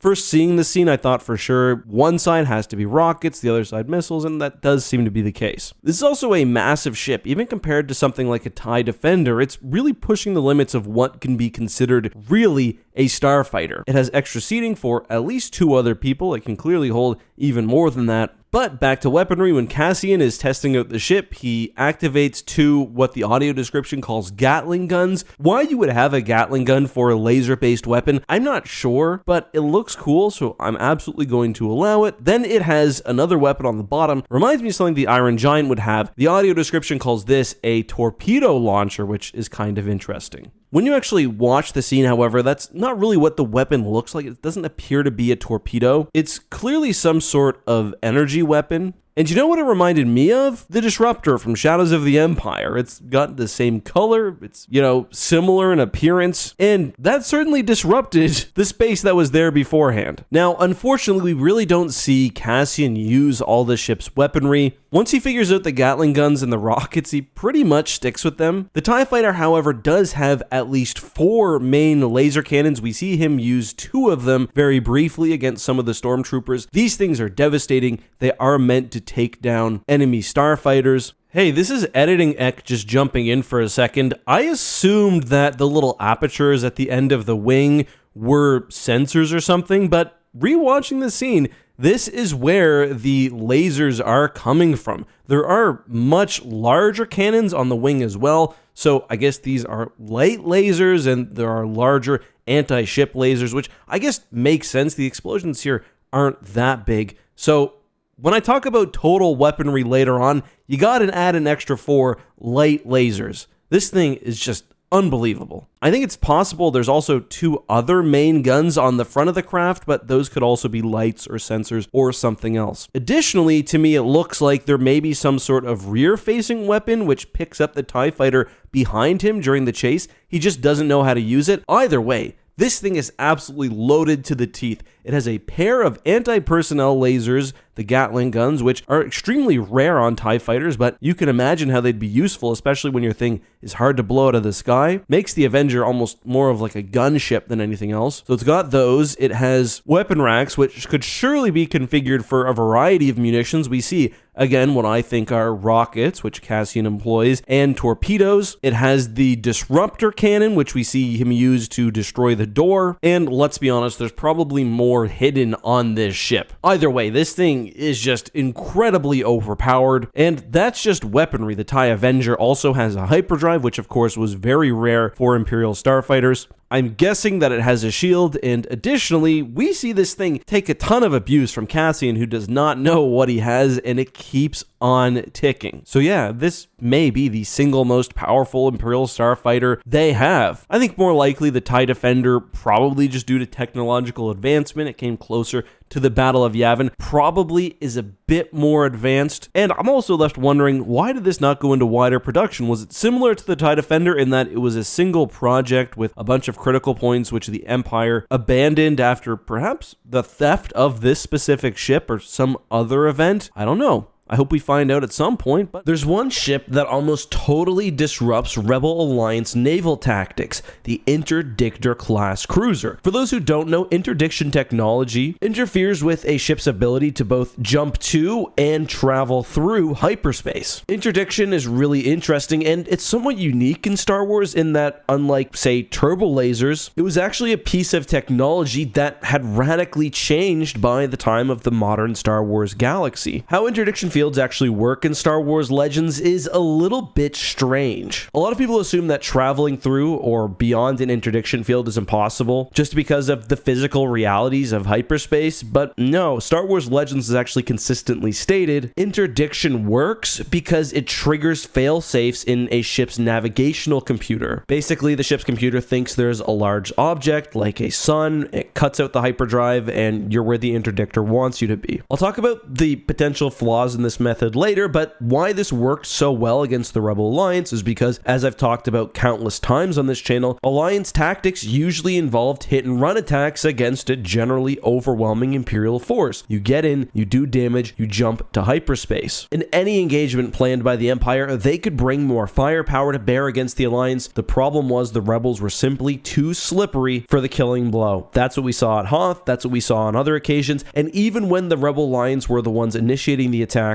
if the Empire could hold them for long enough, surely enough reinforcements would be along to crush any resistance. The Empire had several interdiction-capable ships, including the Immobilizer Cruiser, what I sometimes call the Interdictor Cruiser. This, of course, has been brought to Star Wars canon as well through Rebels and other sources. And yeah, it worked well. This is pointed out by a variety of sources, and my favorite is probably the New Essential Guide to Vehicles and Vessels. The ships did their job effectively, and having been built off the model of the Vindicator-class cruiser, were also not terrible in a fight. Here's a quote I like. When pressed, Rebel forces tried attacking interdictors directly, only to be met by a devastating assault from the cruiser's 20 quad laser cannons. The all-purpose hull, which is nearly identical to that of the Vindicator-class heavy cruiser, can support a number of additional weapons depending upon mission profile. Enemy fire is absorbed by more than a dozen shield generators. What's more, these ships were multi-purpose. Interdictors weren't only for preventing enemies from fleeing battle, they also ripped ships from hyperspace. So you plop one down in a hyperspace lane, you can intercept smugglers, rebels purported to be in the area, and with the more interdictors you have, the wider a net you can cast. Some also used interdictors for more advanced tactics. Grand Admiral Thrawn was famous for using the edges of an interdiction cone to perform precise hyperspace jumps. During the New Republic's capture of Coruscant, they had an interdictor cruiser on standby to pull the approaching fleet out of hyperspace if Coruscant's shields were not down. So why were interdictors not more common? Well, there's actually a lot of reasons. First of all, and I think most importantly, we have to talk about the exotic nature of the technology. As the Essential Guide to Warfare points out, the obvious utility of interdiction technology has been obvious for thousands of years. Early factions in the Star Wars universe tried to use actual bodies in space, planetoids, asteroids, etc., which of course generated a real mass shadow to, I'd say, mimic the effects of an interdictor, but really the interdictor there would be mimicking the sort of physical realities of the universe. That of course was very, very difficult, very expensive, and not very fast compared to flipping a switch, waiting about 60 seconds, and having your mass shadow appear. During the Old Republic era up to the Clone Wars, there were various types of ship-based and especially space station-based interdictors, but generally they were counteracted by even better navigational systems. The end of the Clone Wars saw some real breakthroughs, and the success of the Rebel Alliance actually drove the Empire to continue to invest and actually start building the first interdictor class cruisers. So again, unlike turbo lasers, ship-based interdictors had not been effective for very long by the time of the Empire. In fact, the Empire was arguably the first faction which successfully used them at any sort of numbers. The problem was, unlike, say, the Star Destroyer, the Empire didn't have 1,000 of these ships ready to counter the Rebel Alliance. They assumed, and usually were correct, that the Star Destroyer would be enough to pacify any opposing force, but as the Rebels got more powerful and more organized, the Empire started taking some losses. The Immobilizer 418 was not only built off the back of the Vindicator class cruiser, but some sources suggest that early interdictors may have even been a conversion of the base Vindicator. And in fact, we'd see the same thing later with Star Destroyers. This is sort of hinting at the fact that the Empire made a breakthrough in interdiction technology and was really scrambling to make enough ships to actually employ it successfully. Either way, most sources indicate that interdictors were very, very rare. In X-Wing Solo Command, we hear about the Stellar Web, which was an interdictor still surviving in the post-Endor era, and in that case it's talked about like it's one of the only few remaining. Now, the X-Wing series sometimes goes a little small when talking about numbers,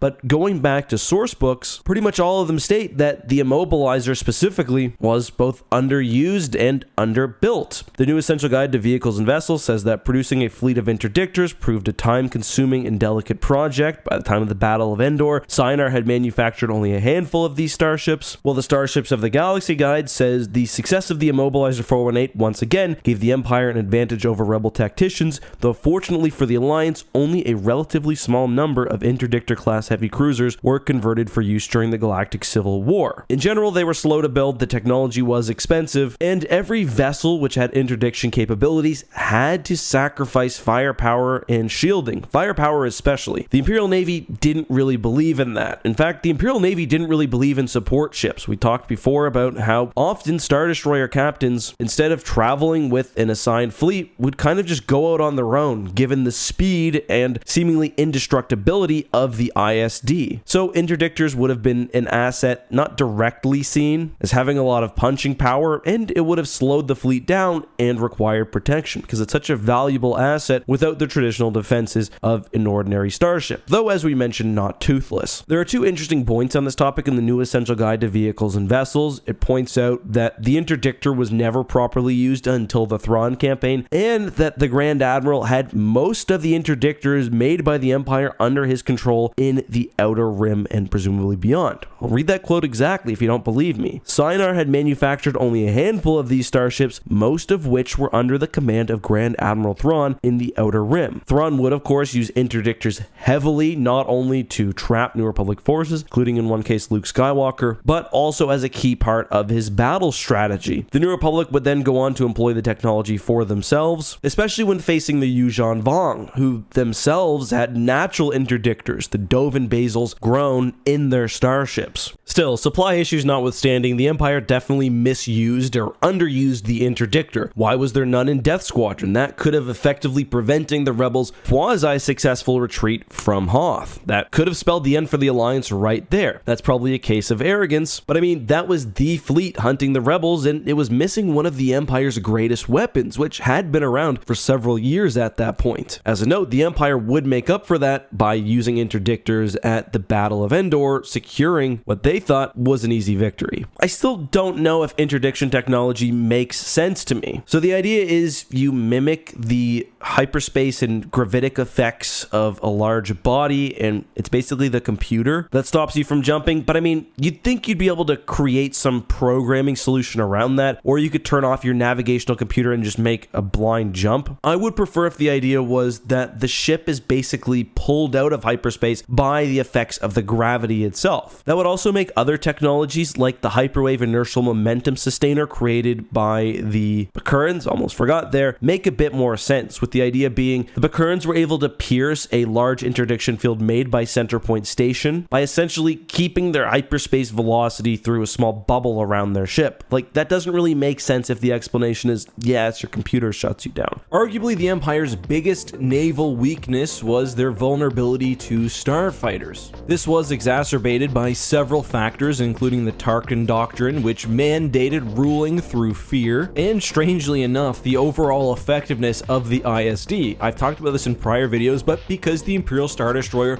was such a potent but also fast vessel, often Imperial commanders would just let ISDs go on their own or in small groups as sort of self-contained battle groups, and support ships would sometimes not even be able to catch up even if they were assigned because of the ISD's powerful engines. The thing about the ISD, and really a lot of Imperial military hard targets, is that they were susceptible to rebel starfighters in a lot of scenarios. We've talked about how starfighters would strike out against Imperial Star Destroyers, they would inflict critical damage on either the ship or some target, then run away, and they were effective in that sense, the hit and run attacks, but also starfighters were very effective in traditional battles, especially when combined with Mon Calamari carriers, which could hold off the overwhelming firepower of an ISD as the rebel ships inflicted serious damage. Now, the Imperial military wasn't without responses to this vulnerability, and we'll get back to this in a second, but as the Essential Guide to Warfare explains, by the time of the Galactic Civil War, Imperial ideals around the dominance and supremacy of the Imperial Star Destroyer had become so deeply entrenched that those who challenged it were seen as questioning the Empire as a whole and generally had their opinion discarded. One ship which was designed to protect Imperial vessels was the Lancer, which we've covered in a prior video. The Lancer was a great anti-starfighter corvette.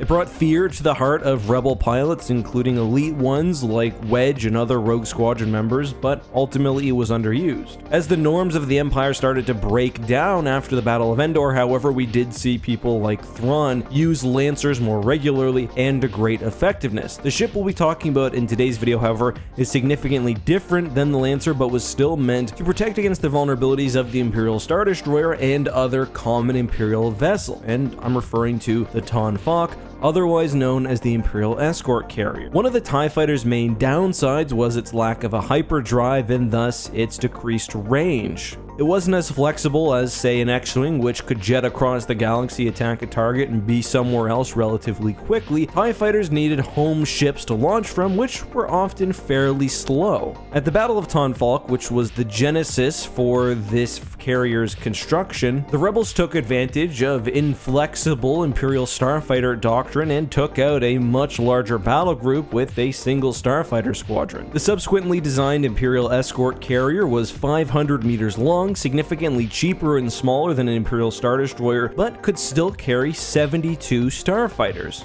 The vessel was aimed with up to 10 laser cannons, which could help protect against enemy starfighters alongside tractor beam projectors and missile launchers. As you can likely tell by the escort carrier designation, the Tonfalk was not meant to be an offensive vessel, rather a support ship as a part of a very large battle group where it would help protect larger ships, or a very small patrol dedicated to a less important part of space. We'll come back to that in a second, but when it comes to protecting Imperial Star Destroyers, the escort carrier was very mobile. It was most likely better situated for quick fighter response and fighter screening than the Imperial Star Destroyer itself, and although a Star Destroyer did have a significant hangar capacity, it's quite likely that it wouldn't have had full ties at all times. Looking at the Imperial source book, its section on the escort carrier explains that inadequate tie support at the Battle of Tonfalk was responsible for the loss of 2 frigates and a dreadnought, and that the main duty of the escort carrier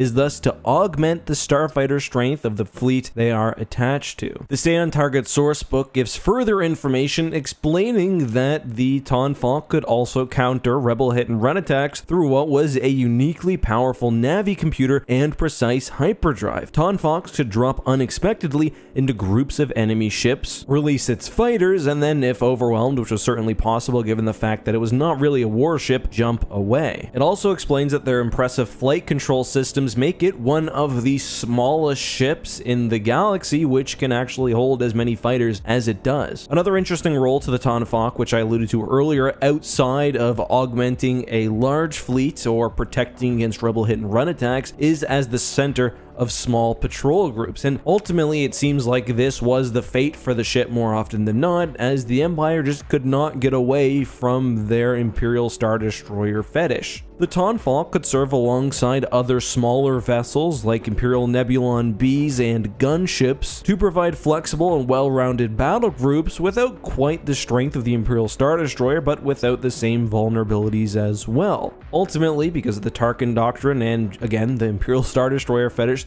these types of fleets were usually relegated to back worlds, but it's definitely a stark contrast to the Empire's usual strategy of throwing an Imperial Star Destroyer out there and assuming that it can destroy anything it comes across. All in all, I think the Tonfalk was a really interesting and well-designed ship. I like how it was developed pretty much directly as a counter to Rebel starfighter tactics, and even learning the lesson from the slaughter at Tonfalk, but ultimately, because of Imperial reasons, it never saw the widespread use that it probably would have had the Rebel Alliance develop them instead. Although arguably the Tonfalk becomes a lot less useful given the Alliance's reliance on hyperdrive-based starfighters. The Raider has an interesting out-of-universe story, and people often refer to this as a Star Wars Legends ship. That's not really accurate. The Raider was created for the X-Wing Miniatures game. That game and other material like Fantasy Flight Games sourcebooks has sometimes been put in this weird quasi-canon, quasi-legend state, but unsurprising given it was first talked about in 2014, the Raider not really a Star Wars Legends vessel. According to Fantasy Flight Games, the Raider was designed so the Empire would have an analog to the Rebel Alliance Corvette. Admittedly, they could have just used the CR-90, but that ship wasn't actually used super frequently by the Empire, and of course they wanted to introduce a new ship to sell to customers. The Fantasy Flight Games website mentions that they considered the Lancer for the role, but the two really are different ships, and the Raider is a Corvette analog at 150 meters long, and as we'll discuss later, a similar amount of weapons. I quite like the design for the Raider. It's purposefully a combination between a fast-looking Imperial TIE fighter and an iconic ISD. It obviously has the general hull design of the Star Destroyer with the solar panels and generators of the fighter. But what about in-universe lore? Well, that's fairly interesting as well. Kuat Drive Yards started manufacturing the Raider in 6 BBY after its design by Lyra Wessex, who created the ISD. The ship was envisioned as both an anti-starfighter escort and the main ship for small raiding parties. It has, and I quote, 6 dual heavy laser cannons providing more accurate fire against snub fighters than the turbolaser batteries of its Star Destroyer cousins, and the disruptive effects of its ion cannon emplacements, along with the efficiency of its localized command, make it a powerful addition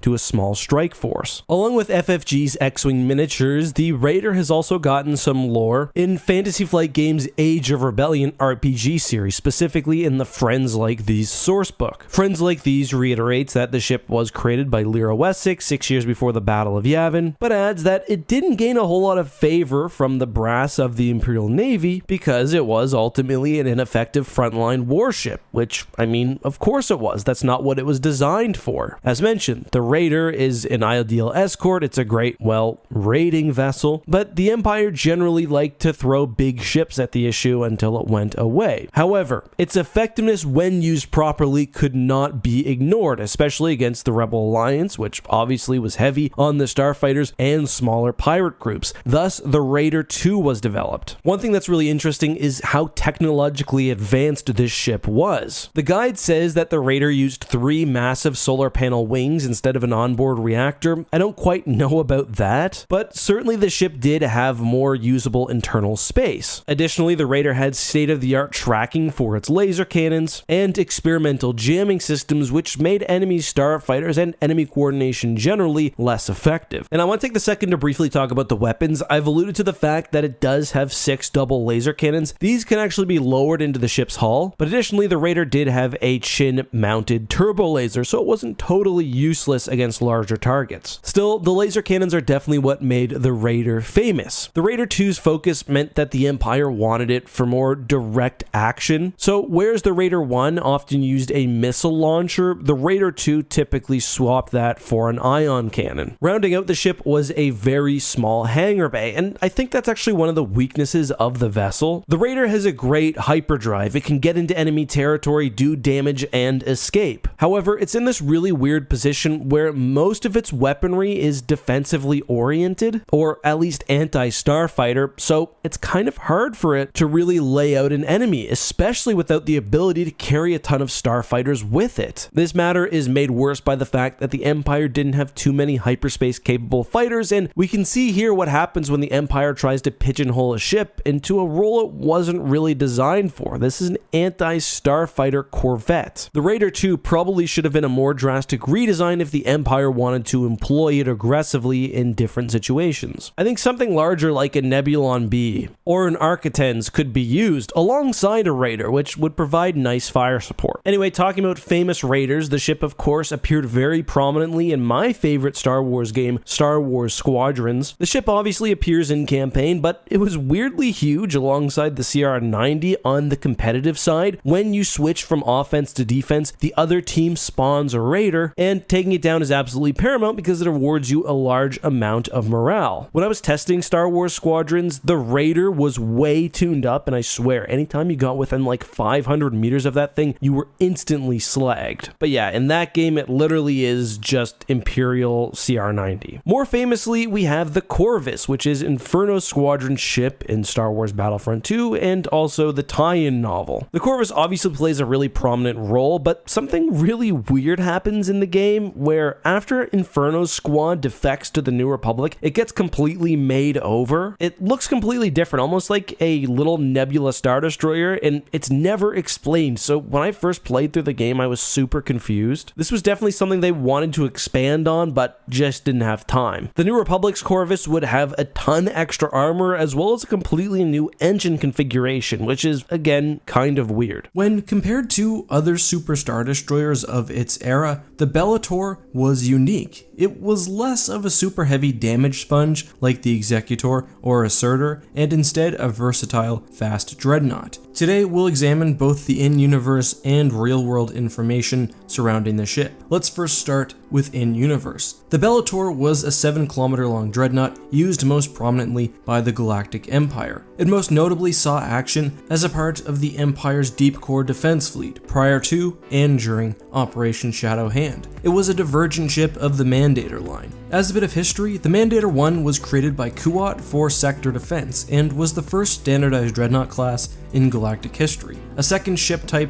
the Mandator 2, was created with more impressive armor and weaponry. Both vessel types, which were traditional slug-it-out dreadnoughts, served the Republic during the Clone Wars. Later, the Empire commissioned the Mandator 3, a 12-kilometer long dreadnought which improved on the key aspects of the Mandator 2. Cousin to that, and still within the Mandator line, was the Bellator, which traded pure firepower for flexibility and speed. The Bellator was, undoubtedly, pound for pound, less well armed and armored than the standard Super Star Destroyer. However, its loadout, including its 14 engines, actually gave it the ability to more effectively respond to threats, with faster sublight speeds and likely a faster hyperdrive. What's more, any escort fleet alongside the Bellator will be able to respond more rapidly as well. So you have the power of a Super Star Destroyer, but in a ship that's much more well suited to responding to things like hit and run attacks. This nimble design actually helps to neutralize some of the weaknesses of the Super Star Destroyer design generally. All Super Star Destroyers have blind spots, especially near the engines or more away from the flanks. The Bellator is able to more easily move to ensure that it could deliver full firepower to its enemies because of its extra speed and maneuverability. It can also close the gap on enemies outside of firing range, but was still effective against large, tough ships. As long as it could survive the opening volleys of turbo laser fire, a Bellator could maneuver into vulnerable locations, where even its lesser firepower and armor would have the advantage. The somewhat smaller profile of the Dreadnought also helped to manage the vulnerability of the overexposed bridge, common among Super Star Destroyers. What's more, there also appears to be redundant shield or sensor bulbs in heavily fortified locations, protected by what looks like turbo lasers. I also note the lack of any large cityscape or trench-style superstructure features, which is great, as Rebel pilots were known to take advantage of those. The Bellator also has a somewhat unique weapon placement. Like the Imperial Star Destroyer, each side of the main superstructure is lined with major turbo laser batteries. However, the outer main guns are placed in groups, rather than randomly scattered across the ship, as we see with something like the Executor. I think it's likely that these guns are fire-linked, allowing the efficient targeting of many smaller ships at once. We also see Allegiant-style main weapon pods running down the vessel's central seam, which I really like, as those guns have incredible firing arcs, as do many of the guns on the superstructure's forward ridge. Unlike with larger SSD models, the rim guns are also exposed, giving them greater range of motion,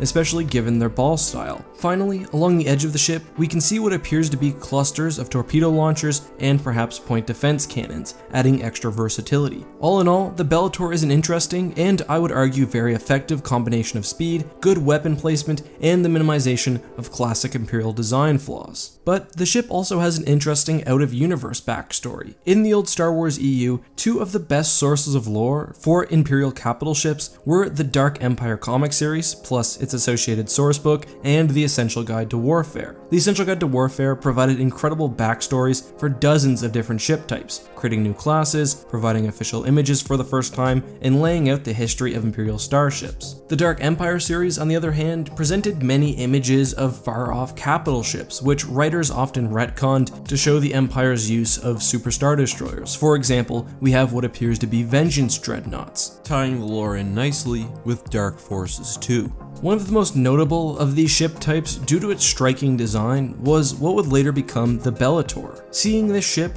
well-known 3D modeler Fractal Sponge created a fully realized version, the image of the Bellator that we would come to know and love. Now, back to the Essential Guide to Warfare. Although the ship itself was not named, Fractal Sponge's design for the vessel was canonized and added into several pictures. The name itself, however, was not mentioned, making the ship's canon status unclear. Still, at least 4 images were including 2 where it's refueling along with other dreadnoughts, a 3rd where it's seen in formation, and 1 where the ship type is strangely part of a rebel fleet during the Thrawn crisis. The confusion was worsened due to the fact that the book makes several references to humped-back Mandator 3s as part of the Dark Empire's fleet, leaving some to wonder whether the Mandator 3 was actually the ship seen in the BIS Defense Fleet. Jason Fry rectified this through the later publishing of the book's endnotes. He made the Bellator and Mandator divergent designs within the same family, with the following quote: "The Bellator sacrifices firepower for speed, where the Mandator 3 is a 12-kilometer monster valued as a hulking weapons platform. So you have divergent, differently sized redesigns of the same basic hull. That's in-universe. Out-of-universe, Warfare's text and art had separate references to the famous humped-back ship seen above BIS in Dark Empire. From that accidental collision, a design retcon." So let's set the stage. The B-Wing is obviously meant to be an extremely heavy anti-capital ship starfighter. Its full technical designation is the ASF-101 B-Wing Heavy Assault Starfighter, and I think that quite well describes how the craft is used. It was introduced in the later stages of the Galactic Civil War. There's some variants again, depending on whether we're talking about legends or canon, but it certainly served quite well at the Battle of Endor. The B-Wing's defining features were, again, its incredible array of weapons.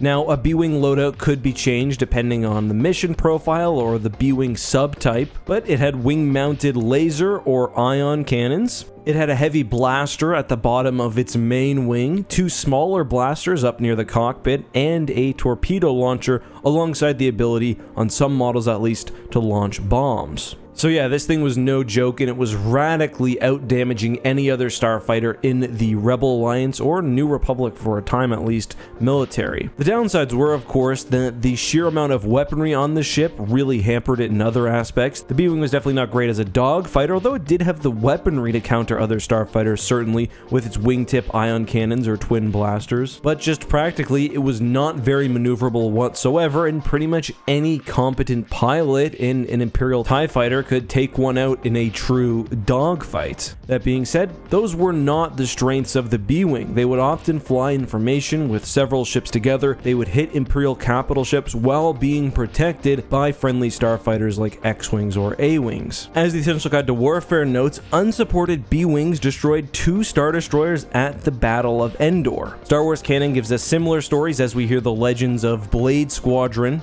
which hunted capital ships not only at Endor but in subsequent engagements like at Kuat. The B-Wing's most obvious competitor was the Y-Wing. Now these were very different craft and they were effective in different circumstances.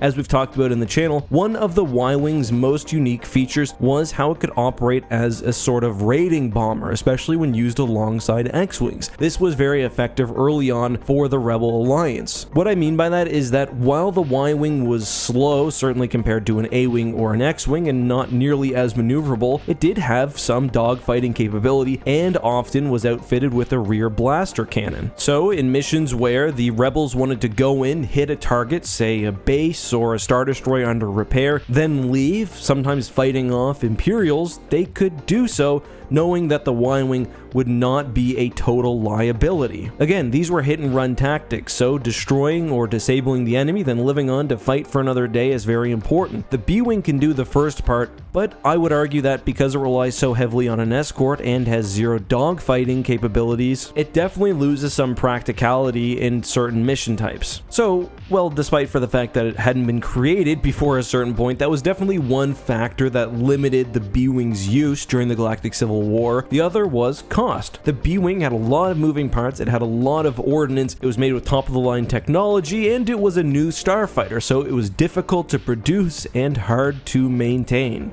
I don't put very much stock on the listed credit amounts for starfighters, but the B-Wing comes in at almost twice as much as the Y-Wing. And of course, there were no surplus B-Wings from the Clone Wars lying around, and you lose one, it's kind of a big deal. However, the B-Wing was not at all a failure, even in this context, because when the Alliance did bring it out, and they did bring it out sometimes, it found great success. Not only that, but when the Rebellion grew up into the New Republic, in Star Wars Legends at least, the Essential Guide to Warfare explains that the B-Wing actually straight up replaced the Y-Wing as the Alliance's main bomber. I believe I read this in a Star Wars Expanded Universe book recently as well, but I can't remember exactly which one. Nonetheless, it's there in the Essential Guide to Warfare. And this makes sense. Under the New Republic, the military was much more formalized and much more well-funded. The conditions for warfare also changed. The Alliance, instead of relying on hit-and-run attacks launched through hyperspace, were often carrying fighters around in carriers. Imagine that. The New Republic could also more easily set production. So if they wanted a ratio of 1 B-Wing to 2 escort fighters, or maybe 2 B-Wings to 1 escort fighter, then that's definitely something they could accomplish. In Star Wars canon, by the way, we do explicitly have a B-Wing Mark II in different variants. Star Wars Legends hasn't given us that same amount of detail, but given the iterative design changes made to the X-Wing, it's almost certain that the B-Wing received major upgrades throughout its life of service. This would have been small things from upgraded weapons and shield components to probably big design changes, placement of weapons, whatever else, but the starfighter stayed relevant for a very long time.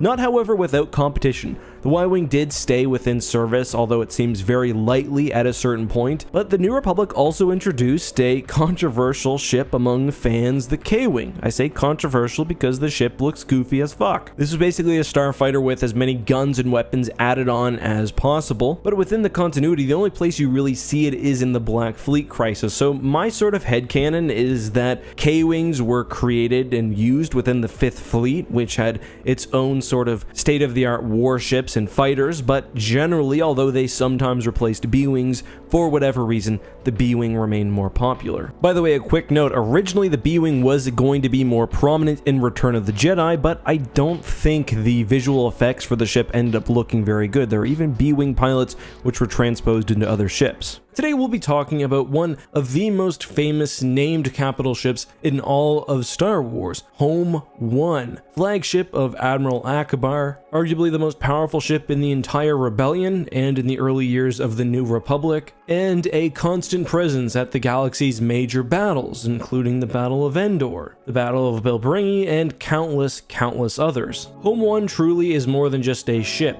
It's a symbol for the Alliance, for hope, and later for the New Republic. So with a ship of Home 1's pedigree and power, many people are surprised to learn that the vessel actually has a listed canonical length of only 1,300 meters, 1.3 kilometers, and that's in both Star Wars Legends and canon. Notably, that's smaller than a Star Destroyer even. It's actually about 20% shorter, so pretty significant. So we'll talk about why this is the given length, and then we'll talk about arguments for it being longer, but just personally, 1,300 meters for Home 1 never quite sat right with me. The problem is, in Return of the Jedi, when you watch the movie, you don't actually get a good scale of Home 1 compared to something like a Star Destroyer. We don't even really get that many shots of it next to Mon Calamari cruisers where we can compare the length. For me, I guess the ship always just seemed more powerful, and that might be because I'm sort of presupposing that it would have to be, given that it's the flagship for Admiral Akbar. But I mean, it's also the center of the Rebel fleet, literally, and there's that incredible shot before the battle where all the starfighters are flying by,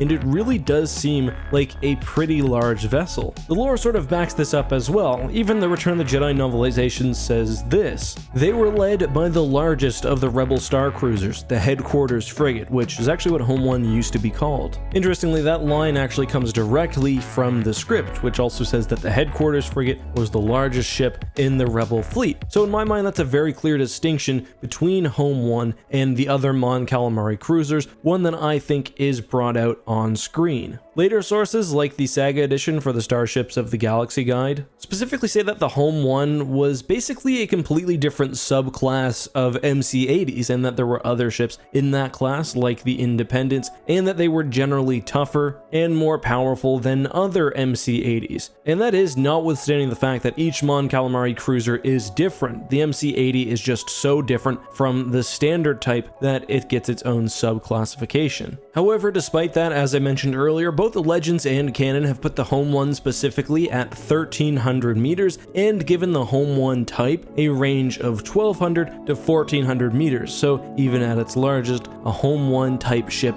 would be at the very least 10% smaller than an Imperial-class Star Destroyer. These numbers have been confirmed multiple times in modern sources. We have, for example, the Essential Guide to Warfare, a Star Wars fact file, and even a response by the Star Wars Story Group saying that these numbers are not likely to change. But what about on the other side? Is there anything to counter the 1.3 kilometer long length for the Home 1 or the 1.2 to 1.4 kilometer long length for the class as a whole? Well, sort of. The lore, however, has been very consistent about Home 1's length, especially recently, even if I personally don't think it makes a whole lot of sense. But there are cases where the ship is clearly portrayed as being longer than 1,300 meters. The best example of this would be Star Wars Empire at War, where Home 1 is scaled to be about 3 kilometers long, and the game is generally pretty good at scaling ships. Just generally as well, I think a lot of the official art which has the Home 1 also gives the ship somewhat of an upsize, and an example of this I'll present is of the Battle of Turkana, which was first portrayed in the opening for Star Wars X-Wing. Other than that, the main source of argument against the length is actually from Return of the Jedi itself, and specifically how Home 1 looks. Now, this gets really nitty-gritty in certain places, so instead of going over all of the details at times, I'm going to link you guys to people who have actually done the hard math on this. Specifically, we have, for example, theforce.net, which really chronicles every sighting of the Home 1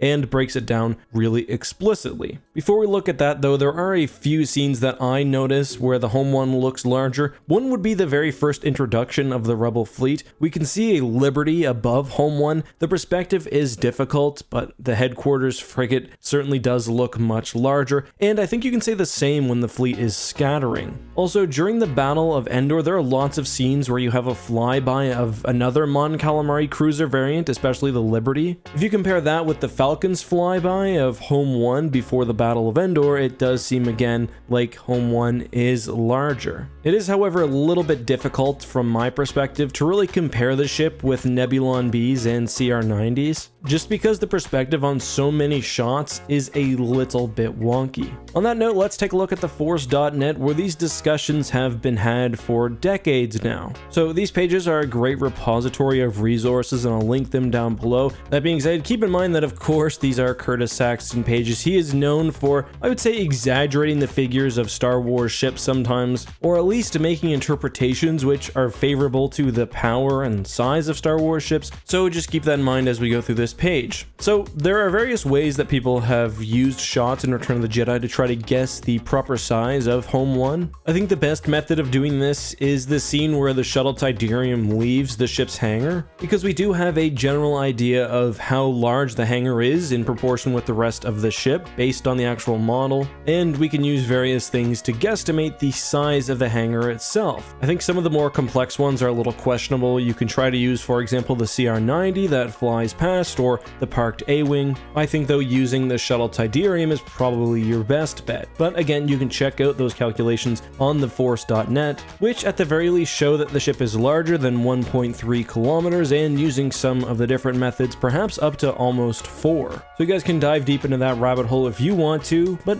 where do I come down on this? Personally, for me, when it comes to Star Wars lore, I don't really care so much when it comes to technical specifications. For example, what's in a book, especially when I feel like the number contradicts my sort of internal headcanon. Now, of course, if I was doing a Versus episode or something else, then I'd have to take a more nuanced approach, but just generally for me, I consider the Home 1 to be a larger ship than other Mon Calamari cruisers, and I would put it at about the 2.5 kilometer long length. Just that's what it feels like to me. I doubt the official lore would change. I don't really care if it does, and I don't think right now that there's any basis to overturn the numbers which have concretely been put down in several pretty important sources. Star Wars ships having weird sizes isn't anything new, and I think a good example of how sometimes comparing models isn't a good idea comes with the shot of the Executor falling down into the Death Star. Personally, I accept that sometimes things are done for cinematic value and that they actually interfere with the logic of the universe, or it somehow messes up internal consistency. So in relation to that scene I mentioned, because there's no curve on the Death Star, which there should be, given the size of the Super Star Destroyer, it used to be lore that the Death Star 2 was thus 900 kilometers in diameter. That's almost 9 times larger than the Death Star 1. To me, that makes no sense, and I would rather accept the fact that the Death Star 2 just looks flat here because it looks better in the scene or it's easier to film, rather than try to extrapolate the length of the Death Star 2 from the scene and the length of the Executor. Speaking of the Executor, that's a ship which through time has had several different canonical sizes. It's been as short as 8 kilometers long and now is up to 19, so there's been some real variance in there. Also, sometimes there are just straight up lore mistakes. In Star Wars canon, for example, new canon that is, we've had the Hammerhead Corvette, i.e. the ship that took down the Star Destroyer in Rogue One, listed as the length for the old Star Wars Legends Hammerhead Cruiser, which is over twice as long. And that 315 meter length, rather than the canonical about 115 meter length, actually made its way into several different source books and other material, even with fans pointing out that there was a mistake. So my point is, even in the best of times, Star Wars canon can be very messy, especially when it comes with things like ship lengths. This is made all the more complicated by the fact that not that many people actually care about that sort of stuff, but the people that do, like me, or the people over on the Force.net, care about it a lot. On that note, the conversation we're having today is not a new one, so don't go over to Wikipedia or the Force.net or whatever favorite Star Wars forum you have on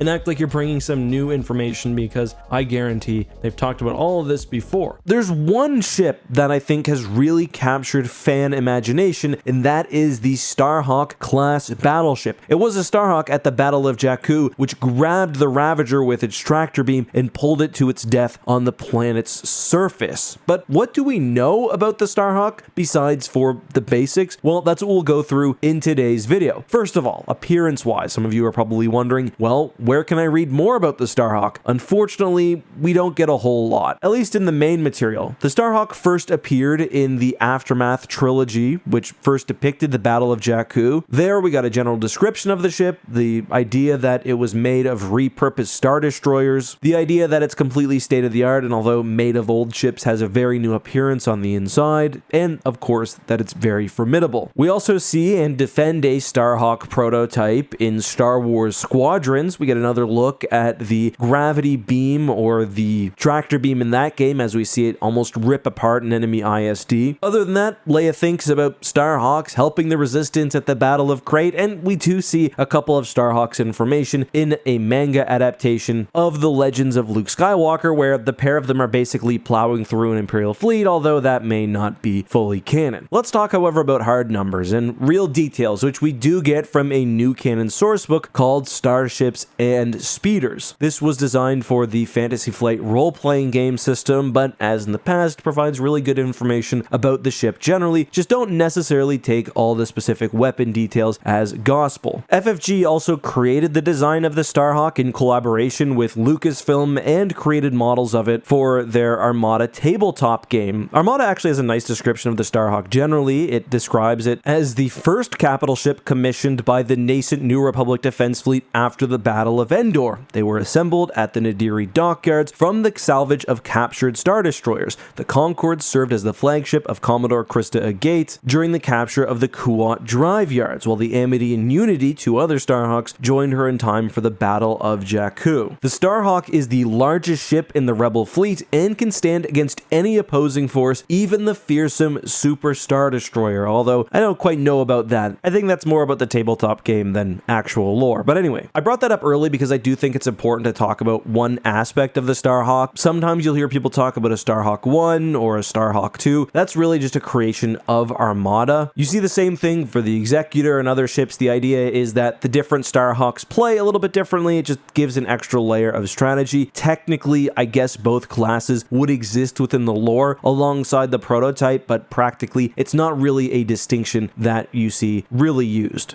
Anyway, back to the source book, we learn that the Starhawk is uniquely a battleship, one of only a few which would have existed in the New Republic Navy. At 2.5 kilometers long and 900 meters tall, I'd say it probably earns that classification, especially when you consider its actual role within the fleet. What I find interesting about the Starhawk is the fact that it is, yes, a complete redesign of, captured and often destroyed Imperial Star Destroyers, but certain aspects are also just taken as they existed from the original ships. For example, the Starhawk typically just used ordinary ISD-2 turbo laser batteries. They took them, rearranged them around the ship, and that's how it went. Additionally, you'll see that the Starhawk basically just used the ISD shield bulbs in their original state and function. Same for the engine, so they'd extract these parts from ISDs, probably break down the other metal, and hey, Bob's your uncle. One thing I find really interesting is that this ship entered service extremely quickly. The sourcebook says within 6 months of being commissioned, the first Starhawk was off the assembly line. That's remarkably quick. One thing that Star Wars Legends dealt with when it came to the New Republic was their inability to get new, more powerful ships out of the shipyards. The MC-90 especially was meant as the first next-generation Mon Calamari cruiser. They struggled. It took several years for the New Republic to get those operating, so the MC-80B sort of came in service in that midpoint. Another thing I find interesting is the design philosophy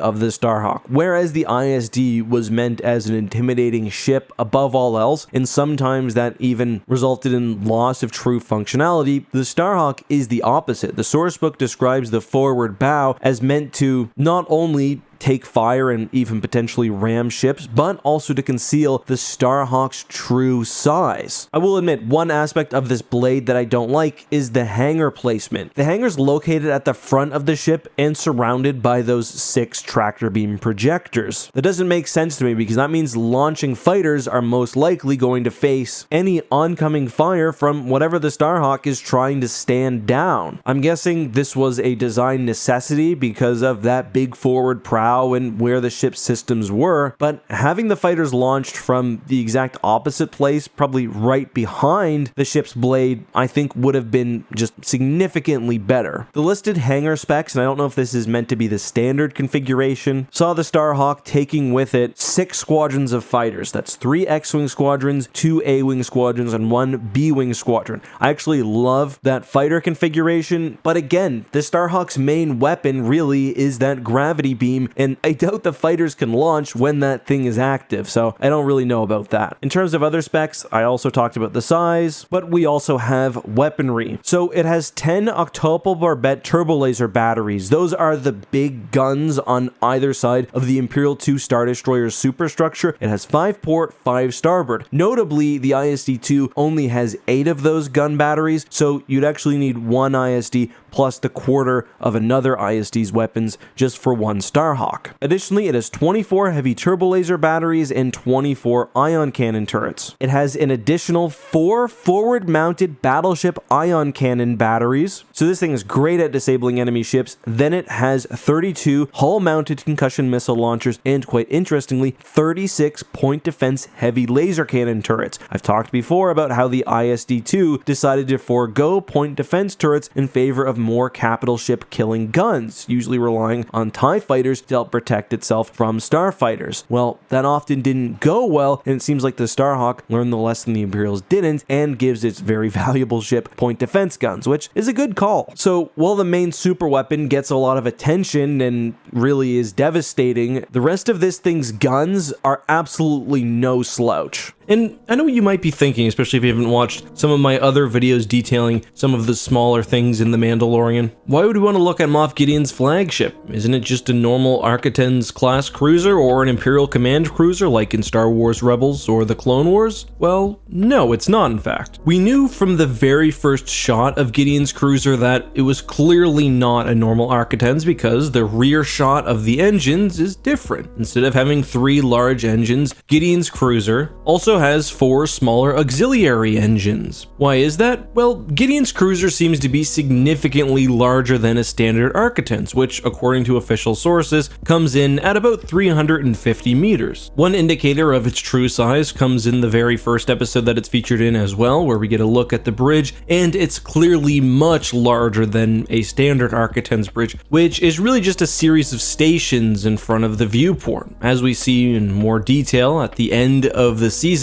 the bridge on Gideon's cruiser is almost like a small Star Destroyer's. It's expansive, it has secondary workstations, it's just much larger. So it's definitely a new ship class. It could be a direct successor to the Architens, maybe in Architens 2, or it could be a sort of evolution, something like the Venator class Star Destroyer to the Victory. When they track down the location of Gideon's cruiser in episode 7 of season 2, it's labeled as a class 546 cruiser, although that's more than likely just some sort of designator. I'm sure it also has a nice Imperial sounding name. So how much larger and perhaps more powerful is Gideon's command cruiser than the standard Architens? Well, we can try to guess based on some clues from the show, although I will say, guessing the length of Star Wars ships based on the length of other things in the same shot has proved to be pretty problematic in the past, as we know with Home 1 and the Executor. There's a really good thread by Pro Peach, a Reddit user, on r/maw installation. We'll credit and link to that down below, which breaks down one particular scene from the finale,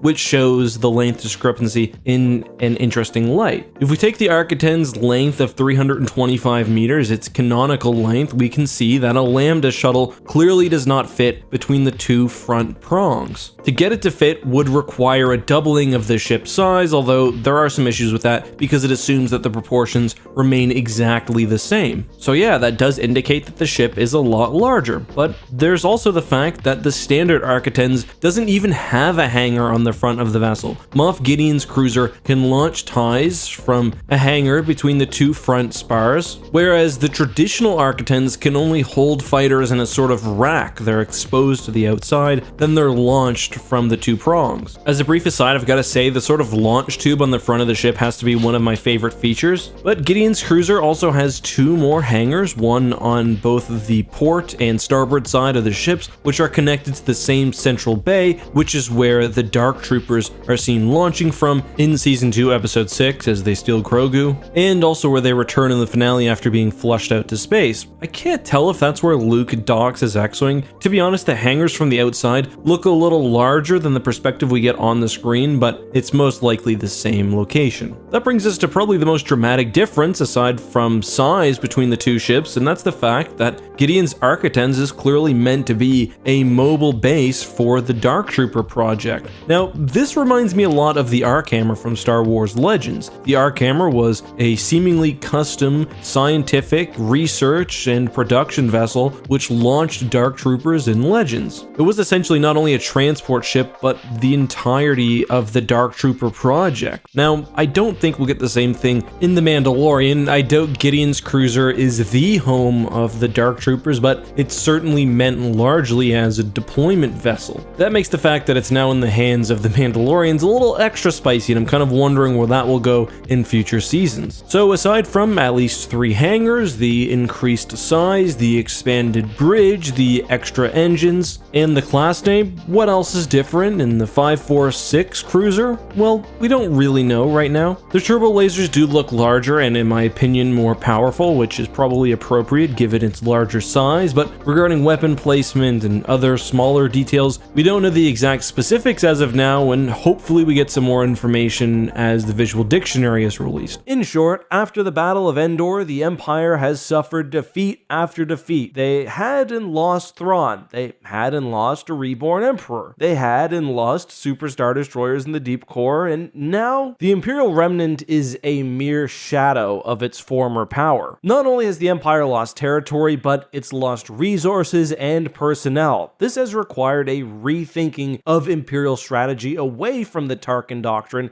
and towards something more pragmatic. Pelion sums up the Empire's status. It was over, and deep down, Pelion was sure Artif knew it as well as he did. 1,000 systems left out of an empire that had once spanned 1,200,000 Star Destroyers remaining from a fleet that had once included over 25,000 of them. A single major shipyard which can't keep up demand for capital ships, let alone starfighters. The Empire was in a position where they simply couldn't continue wasting resources on thousands and thousands of ultimately disposable TIE fighters. That led to the introduction of the Prey Bird. The Prey Bird was an extremely strange fighter, and honestly, the Empire moving to the Prey Bird really showed their desperation. It was the first time the Empire began to move towards a fighter which was not actually produced by Imperial shipyards. Instead, the Prey Bird was sourced from the underworld. Kind of an ironic ship for the Empire to use. The Prey Bird was a Sorosub creation. Sorosub, of course, was one of the first major shipbuilders to support the Rebel Alliance, with vessels like the Dauntless fighting for the Alliance and later the New Republic, but the Prey Bird, as Pelion later discovers, was not actually a successful ship line. A few units were produced, the line was eventually dropped, the plans and some of the old facilities were bought by the Kaverlu pirates, who restarted ship production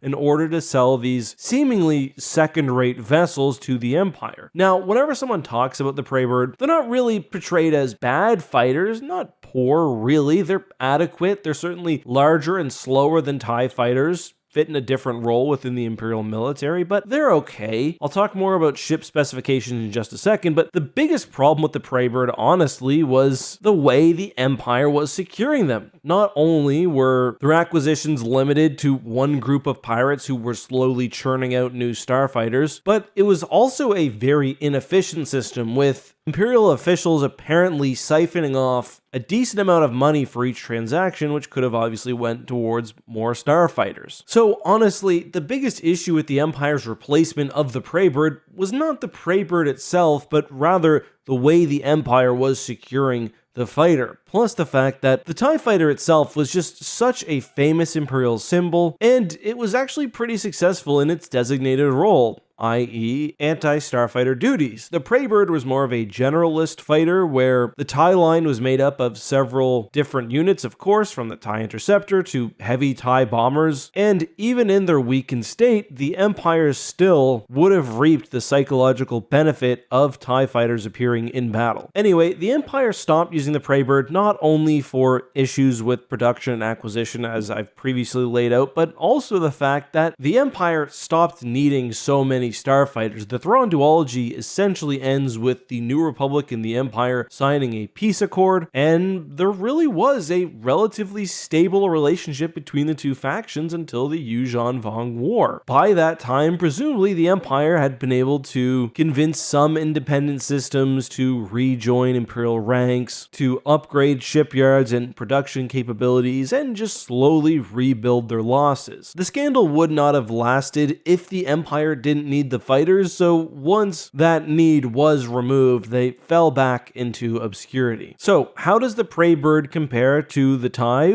Well, as I mentioned, it was a much heavier and larger starfighter. It was shielded, and it did also carry concussion missile launchers. Otherwise, for weaponry, the Prey Bird used laser cannons affixed to the end of each wing. Another noted difference was that the Prey Bird did contain a hyperdrive. This is something the Empire would not have found particularly useful and would have just been an extra cost and maintenance requirement they wouldn't have been interested in. TIE fighters were almost always launched from motherships or bases. They were meant to defend, so all a hyperdrive really does is allow a soldier to defect and join the New Republic. Otherwise, according to X-Wing Alliance, a Prey Bird would have been similar in speed, although not maneuverability, to a TIE fighter, and would have fallen in both categories to a TIE Interceptor. So again, a very different starfighter for a very different era of the Empire. I actually don't hate it outright. It doesn't work for the Empire because it doesn't really fit well within their strategy nor their established doctrine, but I don't think it's a bad fighter overall. It's really just a middle-of-the-road starfighter. Had it been more popular and seen a full production run, you almost certainly would have seen the Prey Bird in pirate gangs, planetary defense fleets, and private security forces across the galaxy. And of course, we can't talk about the Prey Bird without acknowledging that, yes, the Prey Bird does look a lot like the Klingon bird of prey. Surely not an accident there. But that's really all I've got to say about the Prey Bird. It certainly, by the way, was not the only Sora Sub starfighter product, although the faction was probably best known for its heavy vehicles and capital ships like the Dauntless or the Bulwark line. The Drexel was a relatively common Sora Sub starfighter. According to the lore, it was actually developed based on the Prey Bird, which itself was, as I mentioned, discontinued. It was similar with wing-mounted laser cannons, as well as a concussion missile launcher. I will say I actually prefer the Drexel's design. I don't have a video, but I actually think it does appear in Star Wars Outlaws as one of the sort of unnamed smuggler or criminal ships. Anyway, its relation to the Prey Bird is actually a bit of a cover for some art mistakes where the Prey Bird got several different designs. Continuing though, you've probably seen the Cutlass 9 before. Pretty cool design. That, as you can probably clearly tell, also inspired the much later Sith Fury class starfighter. I guess at some point in the 100 or so years after the New Republic, the Sora Sub Corporation decided that they were cool supporting the Sith. However, what Sora Sub was really known for was probably their yachts. Lando had a very famous yacht known as the Lady Luck, which is actually, by the way, made an appearance in Star Wars canon, while Mara Jade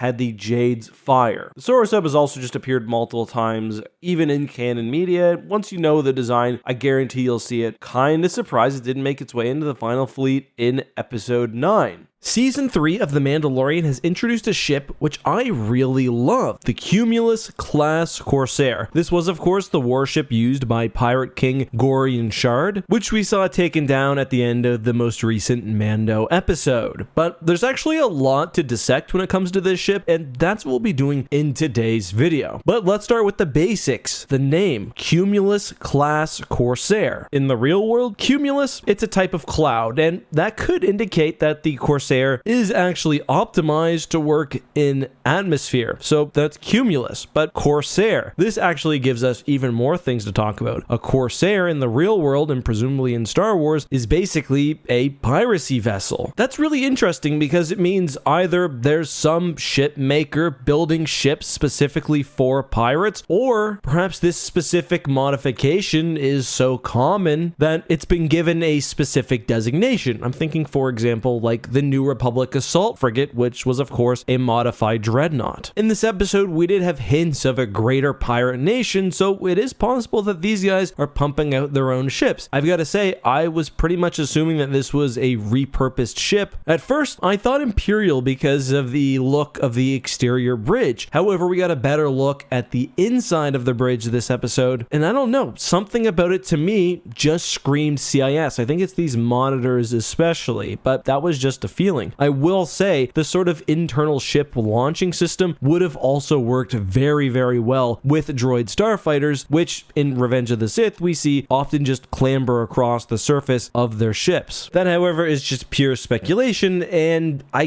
guess it's more likely that this is a new class of ship. But let's talk more about what she's sporting, because we get a better look at the Corsair in this episode as the Mandalorian and Bo-Katan take it apart piece by piece. First, the weaponry, and this is pretty interesting. The Corsair has 4 quick-firing quad laser cannons on the top side of the ship. On the bottom, we see 14, which is actually more than I expected, double turrets, which obviously can extend from the ship's bellies, almost like gunwells on an old pirate ship. This setup to me actually further cemented the idea that this could be a specifically designed piracy vessel made to operate in atmosphere, because it's perfect for what Gorian Shard does here. Basically bullying planets which don't have the resources to fight back. You can bombard the citizens with your slow-moving, heavier cannons, and they are slow-moving, I'll get back to that, while you defend from real threats, i.e. any incoming aiding starfighters with the quicker quad laser cannons. But yeah, those turrets on the bottom, they're slow. In this episode, we see them fail to track the Mandalorian. It also appears that they may have a variable loadout. In episode 1, we see very briefly one firing a traditional laser, while in this episode, they're bombarding the city with probably unguided rockets, but perhaps some other form of projectile. This could be like a mass driver or something, which is just shooting a projectile very, very quickly, a sort of basic weapon. It makes sense if Gorian Shard knew that they were going to bully a city instead of,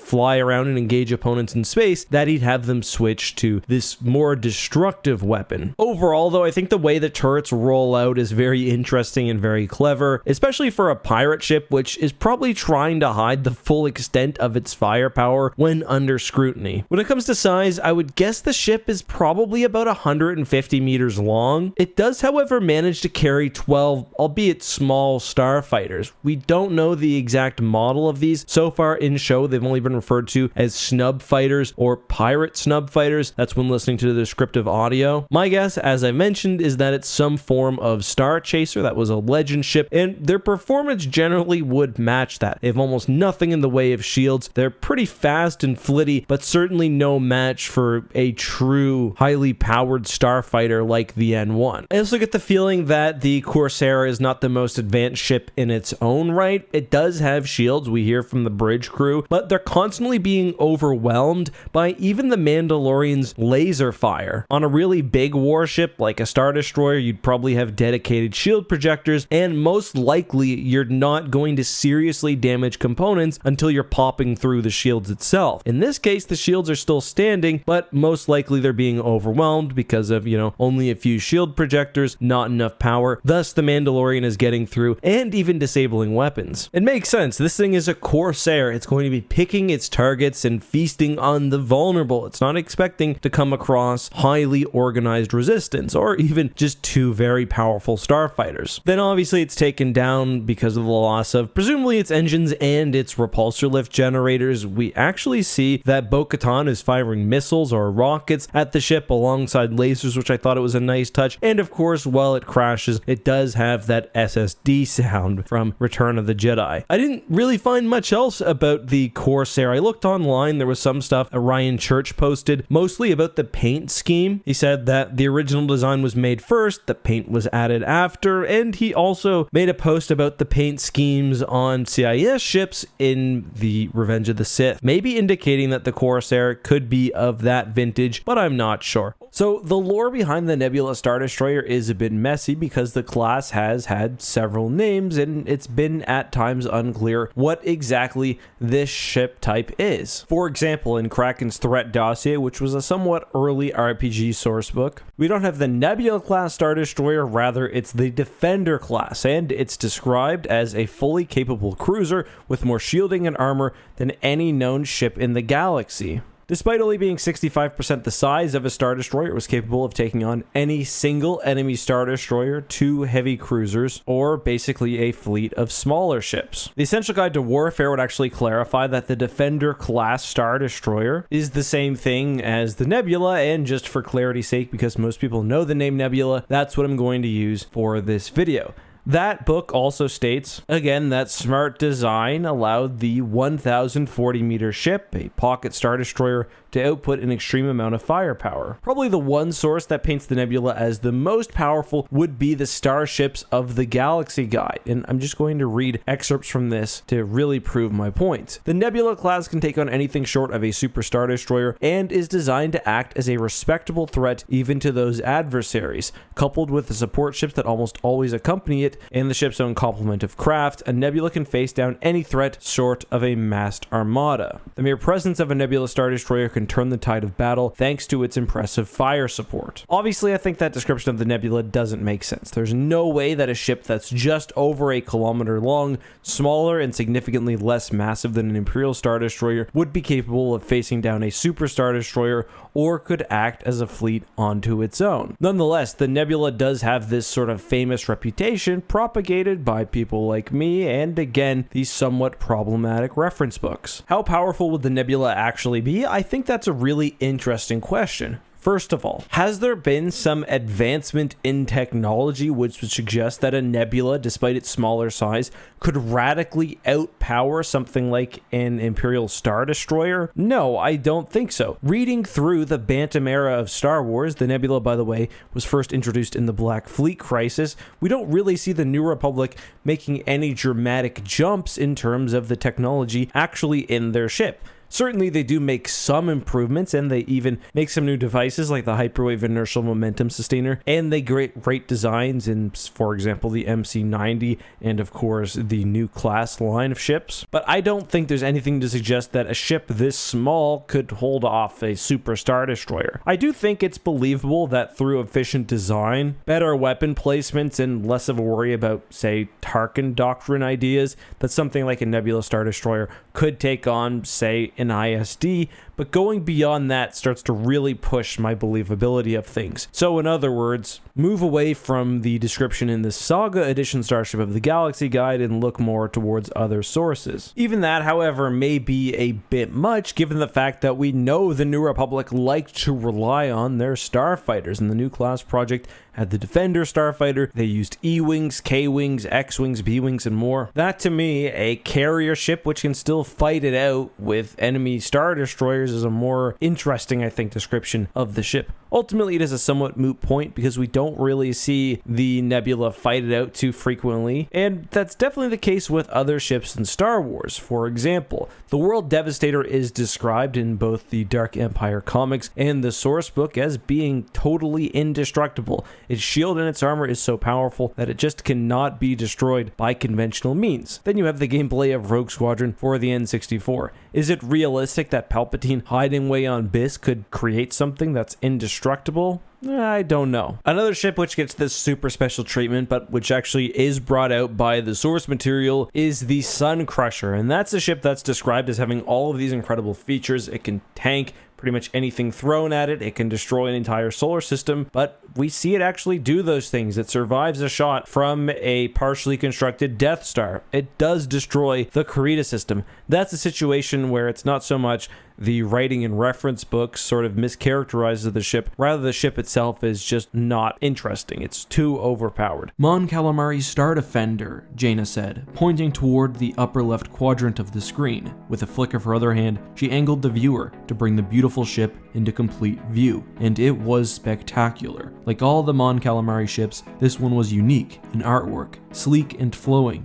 and ultimately deadly. It was the largest ship ever produced on that watery world, nearly twice the size of the battlecruiser they had left behind between Ossarin and Ramamul, and the first Mon Calamari Star Defender produced for the New Republic fleet, the Viscount, Leia remarked. That's a quote from Vector Prime, the first book within the New Jedi Order. The Viscount was the greatest New Republic capital ship ever created. As explained by its Star Wars miniatures blurb, the Viscount was designed after the Black Fleet crisis, and was meant to anchor New Republic fleets in major high-tonnage engagements. At 17 kilometers long and extraordinarily massive, it was more than suited for that role. The Viscount represents the absolute peak of Mon Calamari engineering, and though as with all Mon Calamari ships, each Viscount was individual and slightly different, each was also a phenomenal tool of war. Let's first talk history. As the Saga edition of the Starships of the Galaxy Guide explains, the Viscount was one of several ship classes within the Star Defender program. Star Defenders were the New Republic's euphemistic term for Super Star Destroyers, which were named as such to avoid the obvious political connotations associated with building something called a Super Star Destroyer. Without prior experience or expertise building ships of this size, the first ship of the class, the Viscount itself, didn't enter service until 25 years after the Battle of Yavin, and that's 8 or 9 years after its conception. However, had the Vong not invaded the galaxy, the Viscount would have perhaps been an anomaly within the New Republic Navy. Many argued that Star Defenders just weren't needed, citing the fact that Imperial warlords were increasingly less common, and the few who did remain often didn't have access to anything serious, certainly not Super Star Destroyers. We don't know for certain, but it's very possible that by the time of the Yuuzhan Vong invasion, the later ships in the Viscount program were either cancelled or delayed. Obviously, the extragalactic invaders changed all of that, and production of Viscounts was not only restarted, but accelerated by 25 or 26 ABY. By the collapse of the New Republic and the formation of the replacement Galactic Federation of Free Alliances, there were several Viscounts in action across the galaxy, which was one of the only reasons the GFFA could directly oppose the otherwise unstoppable Yuuzhan Vong armadas. A single Viscount was an absolute force within the galaxy. The ship was meant to operate independently if needed, and was given sensor, shielding, and computer systems vastly superior to those of a Super Star Destroyer. Less focus was also placed on attacking planets and supporting an aggressive war effort generally. The Viscount had less hangar space in favor of extra armor, but because the ship carried less ground units, and that's everything from transports to ground garrisons and attack walkers, the Viscount could actually carry more starfighters overall. Typically, a Viscount Star Defender would be stocked with a few hundred starfighters, and that's because significant hangar space was reserved for repairing and transporting friendly ships, and the hangars of a Viscount could actually accommodate something as large as a frigate. If needed, a Viscount could actually carry an entire fleet within itself, not only allowing for dozens of vessels to launch unexpectedly, but also performing on-the-fly maintenance. And this defensive specialization is really the heart of the Viscount's effectiveness. It could support itself, protect friendly vessels, and single-handedly hold off enemy armadas. Although the Viscount more or less matched the Executor in pure firepower, as one might expect, it was far more durable. Viscount Star Defenders used standard Mon Calamari redundant shield generators and had extra armor when compared with an Executor. Add to that anything I just mentioned, and anything short of a good portion of your navy will not be able to get through even one of these ships. And unsurprisingly, during the Yuuzhan Vong War, Viscounts were often placed directly within the Yuuzhan Vong warpath, and Star Defenders, especially when paired with other dreadnoughts, single-handedly held down key planets like Mon Calamari. The Bounty and the Krakana, the second and third Viscounts ever created, were single-handedly responsible for helping to protect the Outer Rim, though the latter was sadly destroyed en route to Kuat. Other than that, the Viscounts played key roles at the defense of Mon Calamari and likely the Battle of Yuuzhan Tar. As I mentioned earlier, a single Viscount was 17 kilometers long, mounted thousands of heavy and ordinary turbo lasers, had a dedicated point defense system, and interestingly, 500,000 back-to-tanks, which is really just an incredible resource. Let's talk out of universe. Surprisingly, unlike Super Star Destroyers, Viscount see very little action within the main books of the expanded universe itself. Despite being supposedly a key aspect of the New Republic and GFFA war effort, the Viscount only really appears in 2 books within the New Jedi Order, and there it's really just a name drop. All information we have comes from secondary sources, especially the Starships of the Galaxy Guide. There is also some length discrepancy that we should talk about. Early sources have stated specifically that the Viscount, a Super Star Destroyer killer, was 17 kilometers long. The Essential Guide to Warfare, however, seems to retcon this somewhat with the following quote: "The prototype Viscount was an impressive 3-kilometer long battlecruiser, while the mighty Krakana and a bounty that followed were 17-kilometer long dreadnoughts." In my mind, this sort of comes out of left field, but notably that also means the New Republic had no completed dreadnoughts ready for the time of the invasion, as the bounty and Krakana were both incomplete